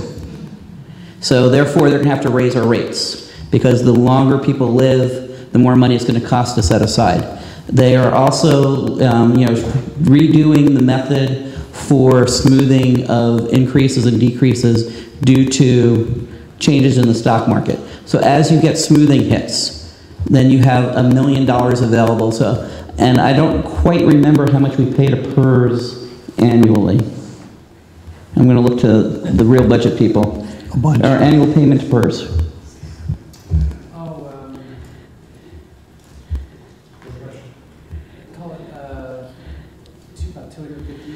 Okay, so you pay about $250,000 to $300,000 for PERS. So if they doubled their rates on you suddenly because of a bad stock market, you would be able to cover that cost for 3 or 4 years, letting the stock market ride and increase in the stock market so you don't have decreased rates. So that's what that $1 million does for you. It provides you stability, so you have that $800,000 to $100,000 to $1.7 million can actually be used for new projects as opposed to being used to paying a bad stock market effect. Thank you. This sounded familiar. As I remember, we're doing one of our fiscal years, I think it was Laura talking about creating this internal fund that would be putting money away for this. And I had forgotten until you brought this up, so thank you for the explanation. Councilman Qualcheck. Very quick question. So just a clarification. So you even mentioned it when you showed the 10-year early repayment, and you corrected that it's 20 years. And I've heard both those numbers, and so if you could just sure. So in 2009, you did judgment obligation bonds, and they were 30-year bonds. And with the $13 million, you put that off into a fund which pays it in year 10. So therefore, you will not have future payments after 2019. So it's a 20-year early repayment. Thank you very much, Stuart, Thanks. as usual. So I guess we do have, oh no, there's no reportable action on this one, right? I just want to make a comment, and this is what I was talking about when I just did my rant. And the people that are here probably don't really understand my rants, but the public really needs to understand what I was talking about the accomplishments that our staff has encouraged us to do, and the money that we have put aside, and the things that we have done. People don't look at that, and that's what irritates me the most, is because they really totally don't understand what all we have accomplished and what staff has brought to us and put us onto the right road. So I really want to thank you, because it was a tough job, and you know what, you kept us on the right road. And thank you, Stuart. That was a great presentation. Thank you. So continuing on here, next one will be Dante, please. Thank you for your patience here. And we can get these trees taken care of. Actually, I think the next item is Main Street. Right. I got goofed up here tonight. I have to apologize to my fellow council members and others. I feel like that lion, I have a thorn in my foot, but I have a thorn in my tooth. And my dentist was ill today, and so I'm a little cranky, so I apologize for that. But I do have a scheduled 8 a.m. tomorrow morning, but I'm kind of miserable, but I guess I'm miserable most of the time, hopefully not. Anyway, so where are we here? Help me out. Go. So item 13 is discussion regarding the formation of the Main Street Bridge Community Advisory Group. You previously appointed council members Qualcheck and Alifano to work on developing the parameters for this, and they're here tonight to report to you. Thank you. And so Alan and I prepared so we received a report from Dante previously, and we prepared our subcommittee prepared a recommendation for consideration. I think we want to present it to the community and the council tonight, and then we can discuss it at a future meeting. And we have a document available, and I think there are also copies available to the public. Yes. And in summary, so we're proposing a 10-member committee, 3 members who own property or operate a business within 1,000 feet of the Main Street Bridge, 2 members at large from the community appointed by the mayor, 1 member with interest in historic preservation, 1 member representing Chamber of Commerce, 1 member with knowledge of environmental issues, 1 member with interest in architecture, construction, etc., 1 representative from the Planning Commission. And there's a couple typos in here we'll fix, but when we get this in your hands, we think this will help us move forward and have a balanced view from the community for how we manage the Main Street Bridge, as well as some proposed timing. So we'd like to have this come back for discussion at our September 16th meeting, and start the process to get applications at that point. I will add that it's not here and it shouldn't be here, but I want to make sure that the 10-member committee is representative of our community, and that our Latino community is included and represented here, that they have a voice as well. That's very important. And I share this with you, and I thank Councilmember Alifano for his leadership in putting this together, and I just present it, and I think we should discuss it on the 16th. Just real quick, I think what we did with the GPAC really helped us. Rather than just kind of wait for applications, Naomi and I really talked to a lot of people and made sure that we had a really good spectrum of people applying. And when we came back to the council with the names we had, I was really impressed with the quality of people on GPAC. And I think as Dante's holding his meeting with this committee, I think it's really bearing fruit, because we've gotten some really good people there. So it's the same thing with this committee. We want to make sure we get really good people on here that can help us. So we'll bring this back to the council on the 16th. Good work on this, good outline. So great, look forward to hearing more on September 16th. So we will move this forward with staff and put together an agenda item on this come September. 16th, yeah. All right, so now we are moving on to 14. I'm getting better, Dante. I'm like that lion. Great. No, Annie, you're an expert in books. Was it the lion had a thorn in his foot or something? I got it in my tooth. Well, thank you, Mayor, members of the City Council. Tonight, our discussion is about the maintenance of street trees and sidewalks in our downtown.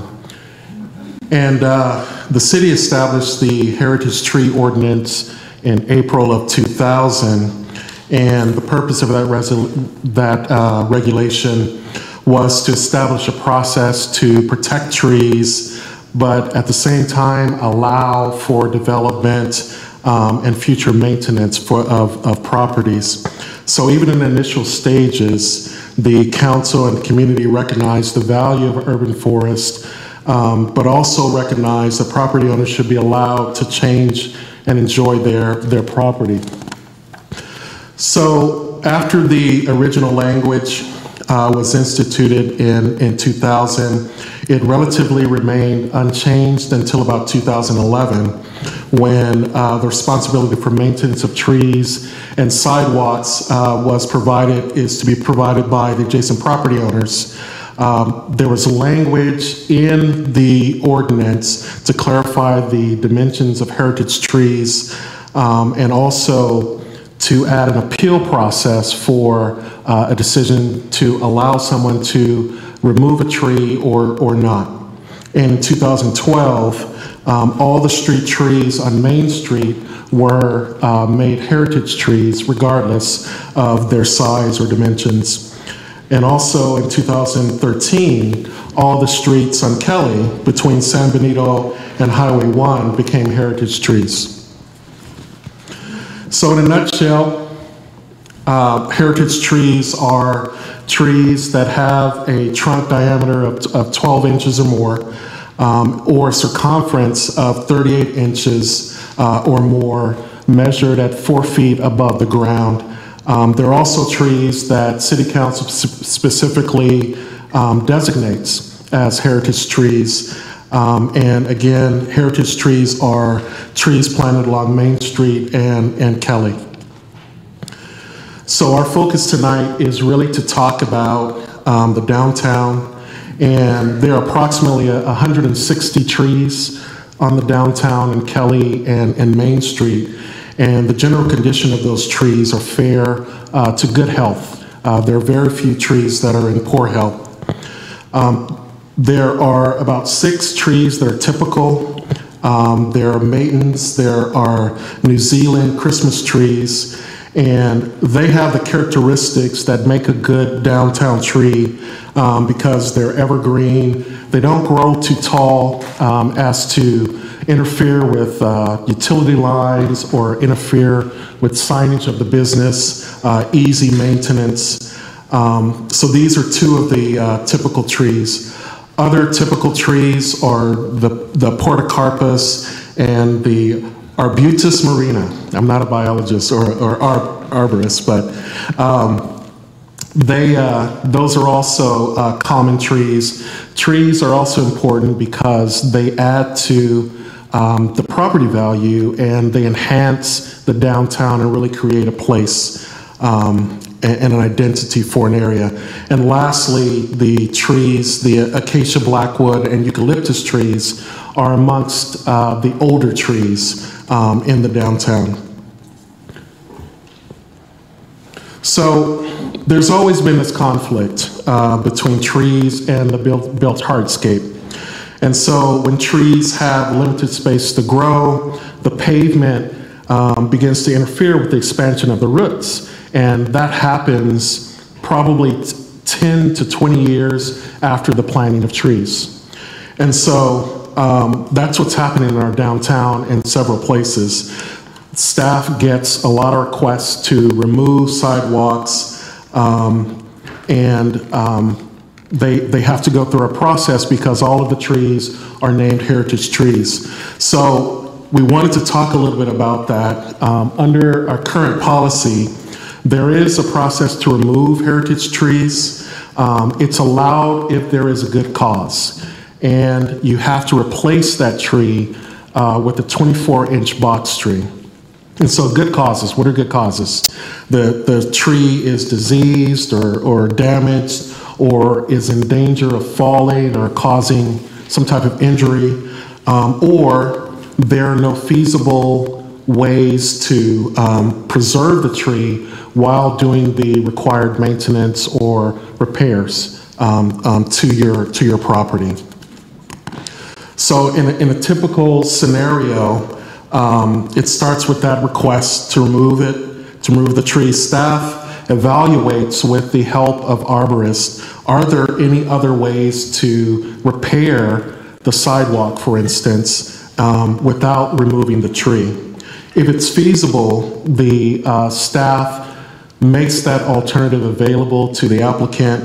The arborist prepares a tree protection plan, which just kind of details how they can do the repairs without damaging the tree. If the tree cannot be saved, the community development director approves the removal and the replacement of the tree with a 24-inch box tree. And that decision is appealable to the Planning Commission, and Planning Commission's decision is appealable to the City Council.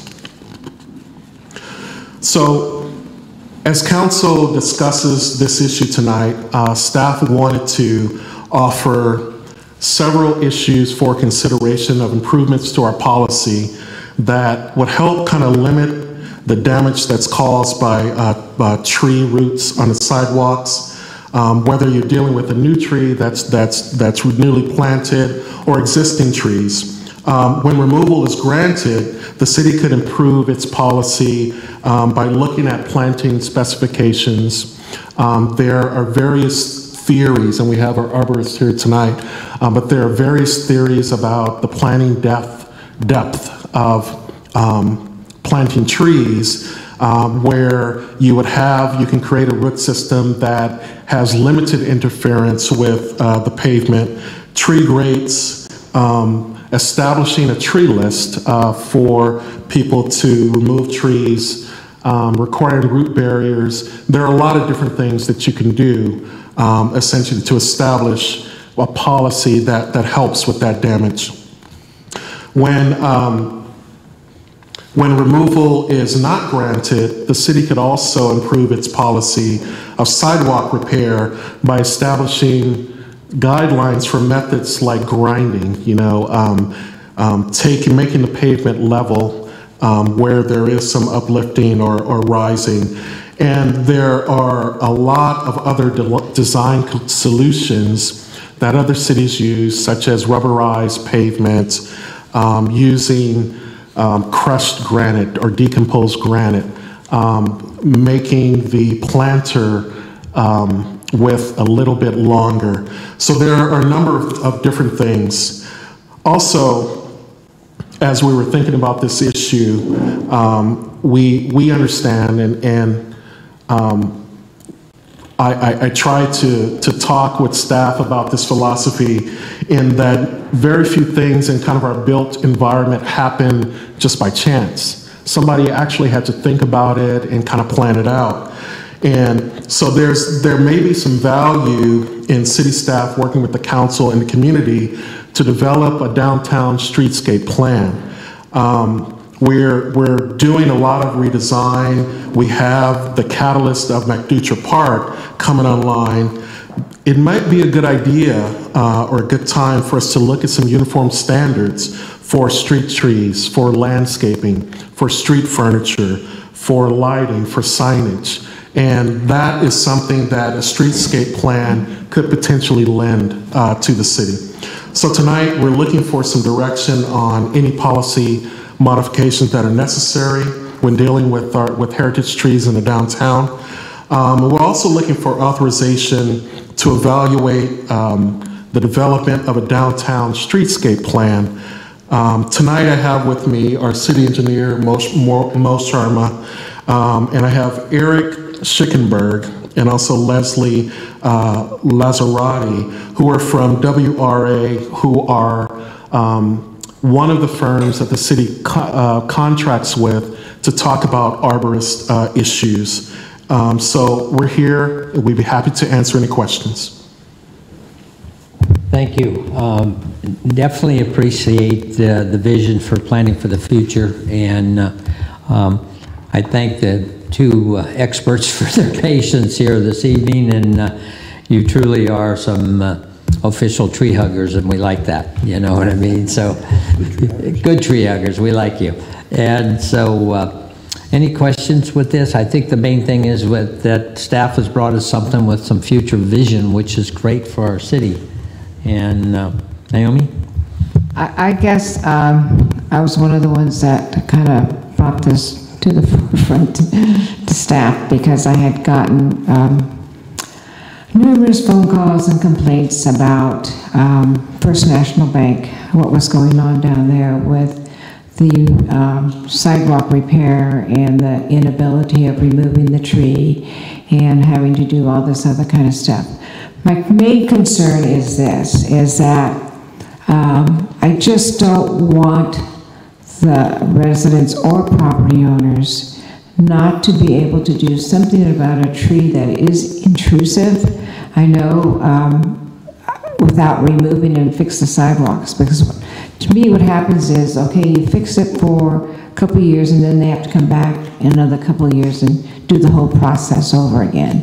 So I asked, and I understand the heritage trees because we put them in there because everybody was upset that IDS took out 4 trees and they weren't going to be replaced. So in order to make sure that all the trees on Main Street were going to be replaced, we did the heritage trees.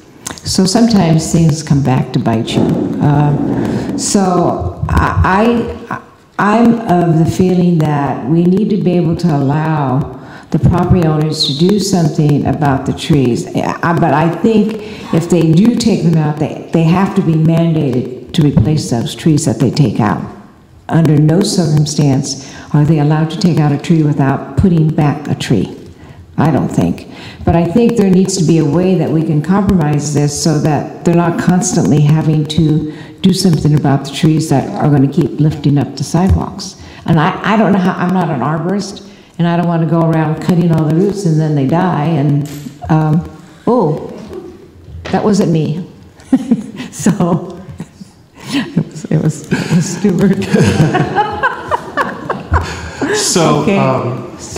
So just to comment, the First National situation was a little bit different because the company actually came in for an encroachment permit to actually do repairs to the sidewalk. They hadn't contemplated replacing or removing the trees until they actually opened the sidewalk, and then they came to the city asking, well, can I remove this tree? So we do have a process that allows them to remove the tree, and it does require them to replace it.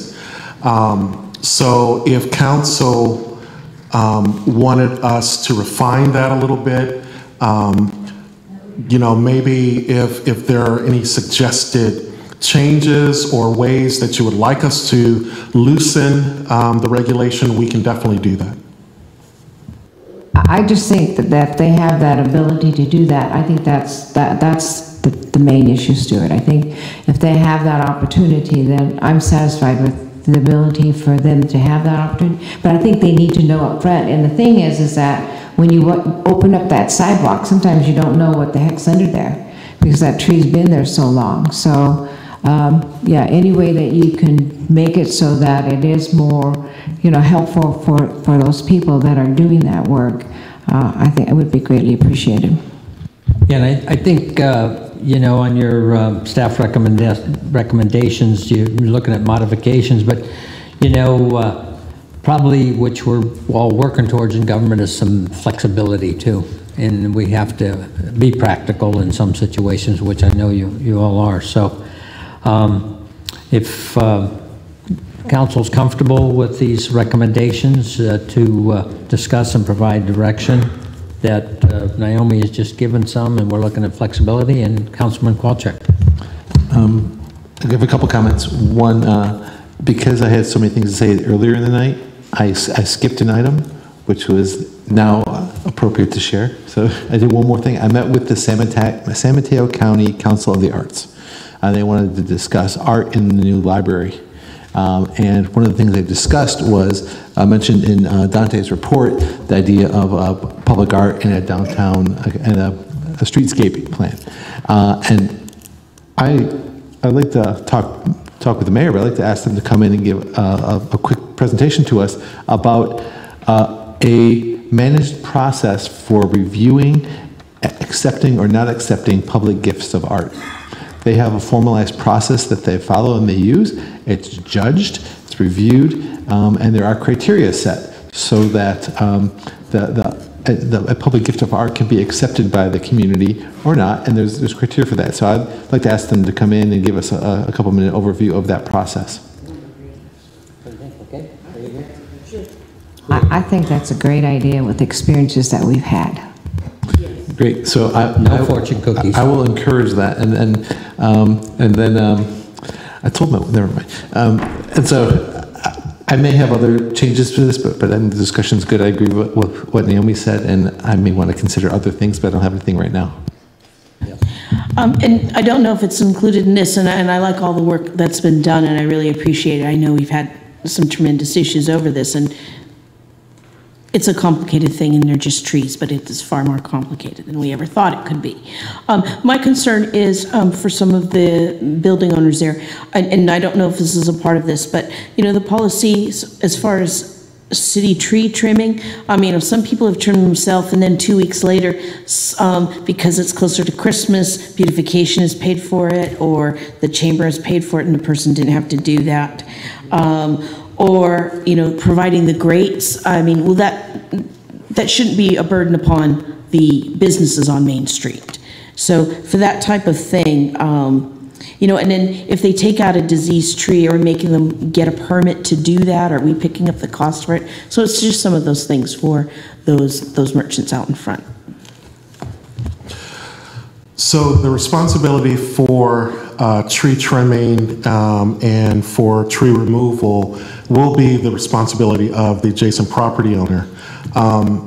Our recommendation in kind of looking at the downtown, since it is a specialized place, since it is kind of a jewel that we really want visitors to come to, that through this process of developing our plan, our streetscape plan, we include kind of maintenance, how that happens. We look at irrigation, we look at drainage, and also we look at a plan of how to pay for that on a long-term basis, on an ongoing basis. The city to pay for that. Or a contribution, from the business owners, or, there could be a number of different ways in which to fund it. Okay, great, thank you. Two quick ones. This is fine, as you develop this, I think it's really important to reach out and have some conversations with some of the landlords in town, some of the business owners, and just get their feedback of, how they're looking at this. And on the streetscape part, didn't we have the students from SLO come in here and do a whole study? That was entrance in it, yeah, that was different. They didn't do the Main Street part? Excuse me, they did not do the downtown streetscape plan. They did the other stuff. Okay, then maybe it's overdue that we get some kind of a plan for downtown. And do we want to put bricks somewhere? Do we want to put benches? It's nice to have consistency from one end of Main Street to the other. Thank you. So, we want to give staff direction. Was that enough direction? I think so, and I thank you for that. And I thank our professional arborists and their firm for working with us here, and we'll continue on. And, we've gone from bridges to toilets to trees. Let me tell you, it's been quite an agenda tonight, but next one is one of our favorite ones, and our team of our team of librarian and her pal are still here, so thank you. That's Annie and Sandy, and Sandy is a retired librarian. She's one of our friends. So not to give this short trip, but let me try and make this really quick. So you have a letter from the library saying that the 25,000 square foot building would meet their needs. We met yesterday with the county and they are on board with the 25,000 square foot building. They recognize that they are going to pay 50% of the final cost of that, and they think that that is perfectly acceptable. So staff's recommendation is a 25,000 square foot building works for us. It helps us with the parking issues. It gives enough space for the library. As they say, it really meets all of our needs as a community. So I was trying to do this really quick. And the difference from last time in the report is that letter from the county saying that a 25,000 square foot is adequate. and will meet the needs of us for now and the future. Yeah, and we just, go ahead, Councilman Up. I mean, I like the 30,000. I mean, if you're going to do a project, do it right, make it big enough for the future. But I have, as I heard from other council members, the concerns over adequate parking could really throw a monkey wrench in this project. We don't want that. This thing has been way overdue. So after listening to everybody, I think the 25,000 is fine, and it keeps us out of trouble with parking. Alan finally came through, but all of you have done so much work. I mean, really and truly, it's just, you're so special to take those hours and days and public input. And I know I've gotten a few complaints that, why do you have to have a coffee counter? Please, that's not where your expense is. I mean, come on, you have to have a comfortable place, and all the dedication of people have gone forward. And then I will tell you, with our Measure O, I think it will help continue moving forward to assist in funding. And it's not a new tax, it's just a continuation for the next 3 years. And we're really looking forward to have O give us the opportunity to do positive things with our library. That is for the whole coast side. It's not just for Half Moon Bay. Alex, I know you know all the details, but it's for thousands of people, and also hundreds of miles of 275 square miles and 29,000 people. You know it, so thank you. We had to get you on the minutes, so that was good you made those comments. That way your family knows you were here. Any other comments? Councilman Kowalczyk. I have a couple comments. First of all, thank you for bringing this forward. Thank you for following up with the county and validating their funding. That's a big deal. I like both library ideas, but this library, this smaller size is more fitting for our community. That's smart. And I just am super enthusiastic to move forward with this. John, the coffee thing, we surveyed 2,000 people. The kids want their coffee, man. They are crazy about it. So it's really going to be just a really beautiful facility, and I just can't wait to break ground on it. I can't wait to cut the ribbon for it and just get in there and enjoy it. So I think one of the things I like best about this project and what's on the ballot in the fall is that there is one way we can allow tourists, the visitors to our community, to help support our community, and that's for Measure O to substantially fund the new library. That's a big deal. That's very rare, and I think we have a unique opportunity here. So I'm super happy about that, and I'm all for staff's recommendation. Is that a motion? Do we need a motion on this? I would like to make a motion that Marina makes the motion. Thank you. I move that we follow staff's recommendation of moving forward with a new 25,000 square foot library. I would like to make the second. I second that motion. It's been moved and second. Any further discussion? Won't that be great when our deputies will have a place during the day to go to the library to get a cup of coffee? They won't get abused by going to those other places, It was your turn. I had to pick on you. Blame it on my tooth. So we're going to have a roll call on this very, very special agenda item tonight, and very exciting agenda item. Absolutely, yes. I've waited 13 years to make this motion. Absolutely, yes. Absolutely. Not bad for a city that was nearly bankrupt. Awesome. Let me think. Oh, okay, yes. Yes, and just congratulations for all your work, Marina, and everyone. And Alex, you know what?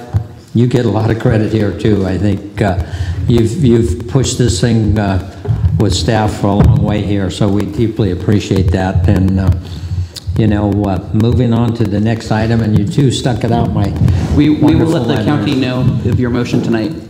And also, let's see if I can move this one along quickly. This is an item that we brought to you back when we were talking about the budget, and you asked us to look at different allowances that we could do.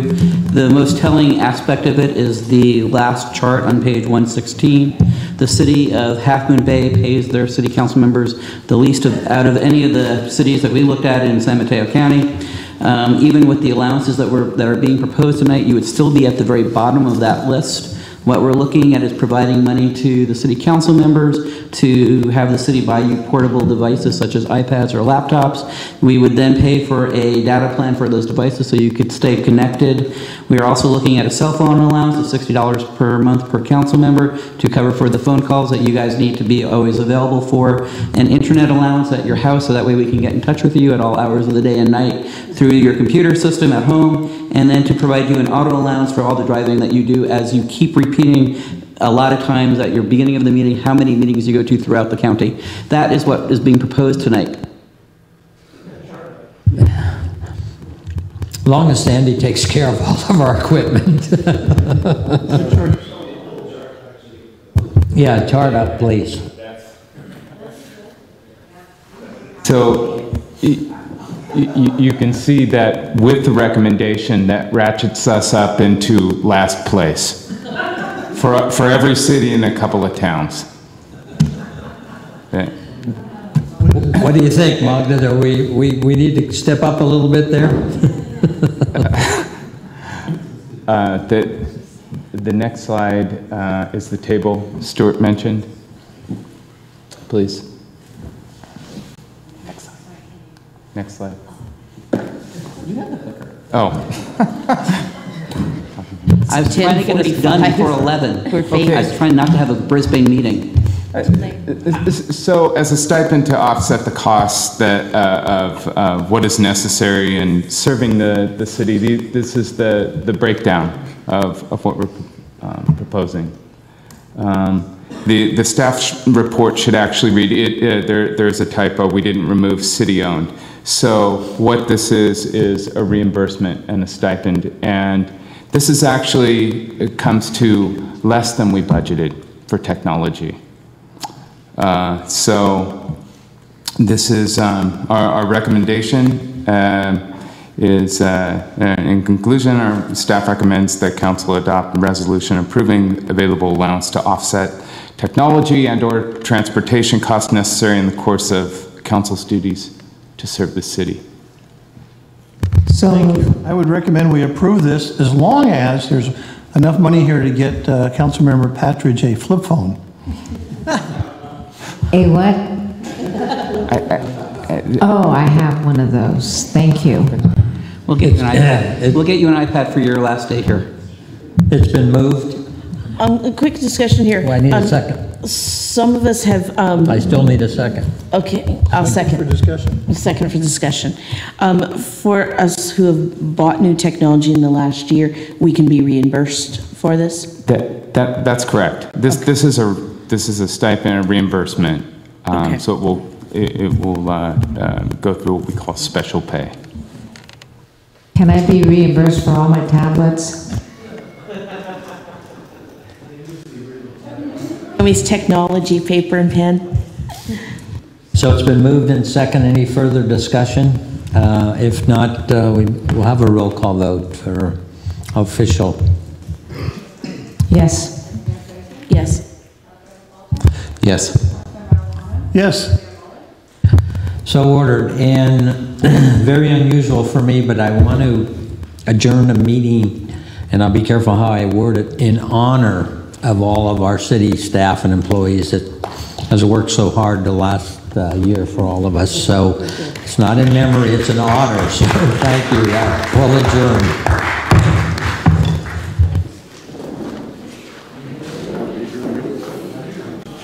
I guess it was the dedication. Okay. This cable is just last thing we do.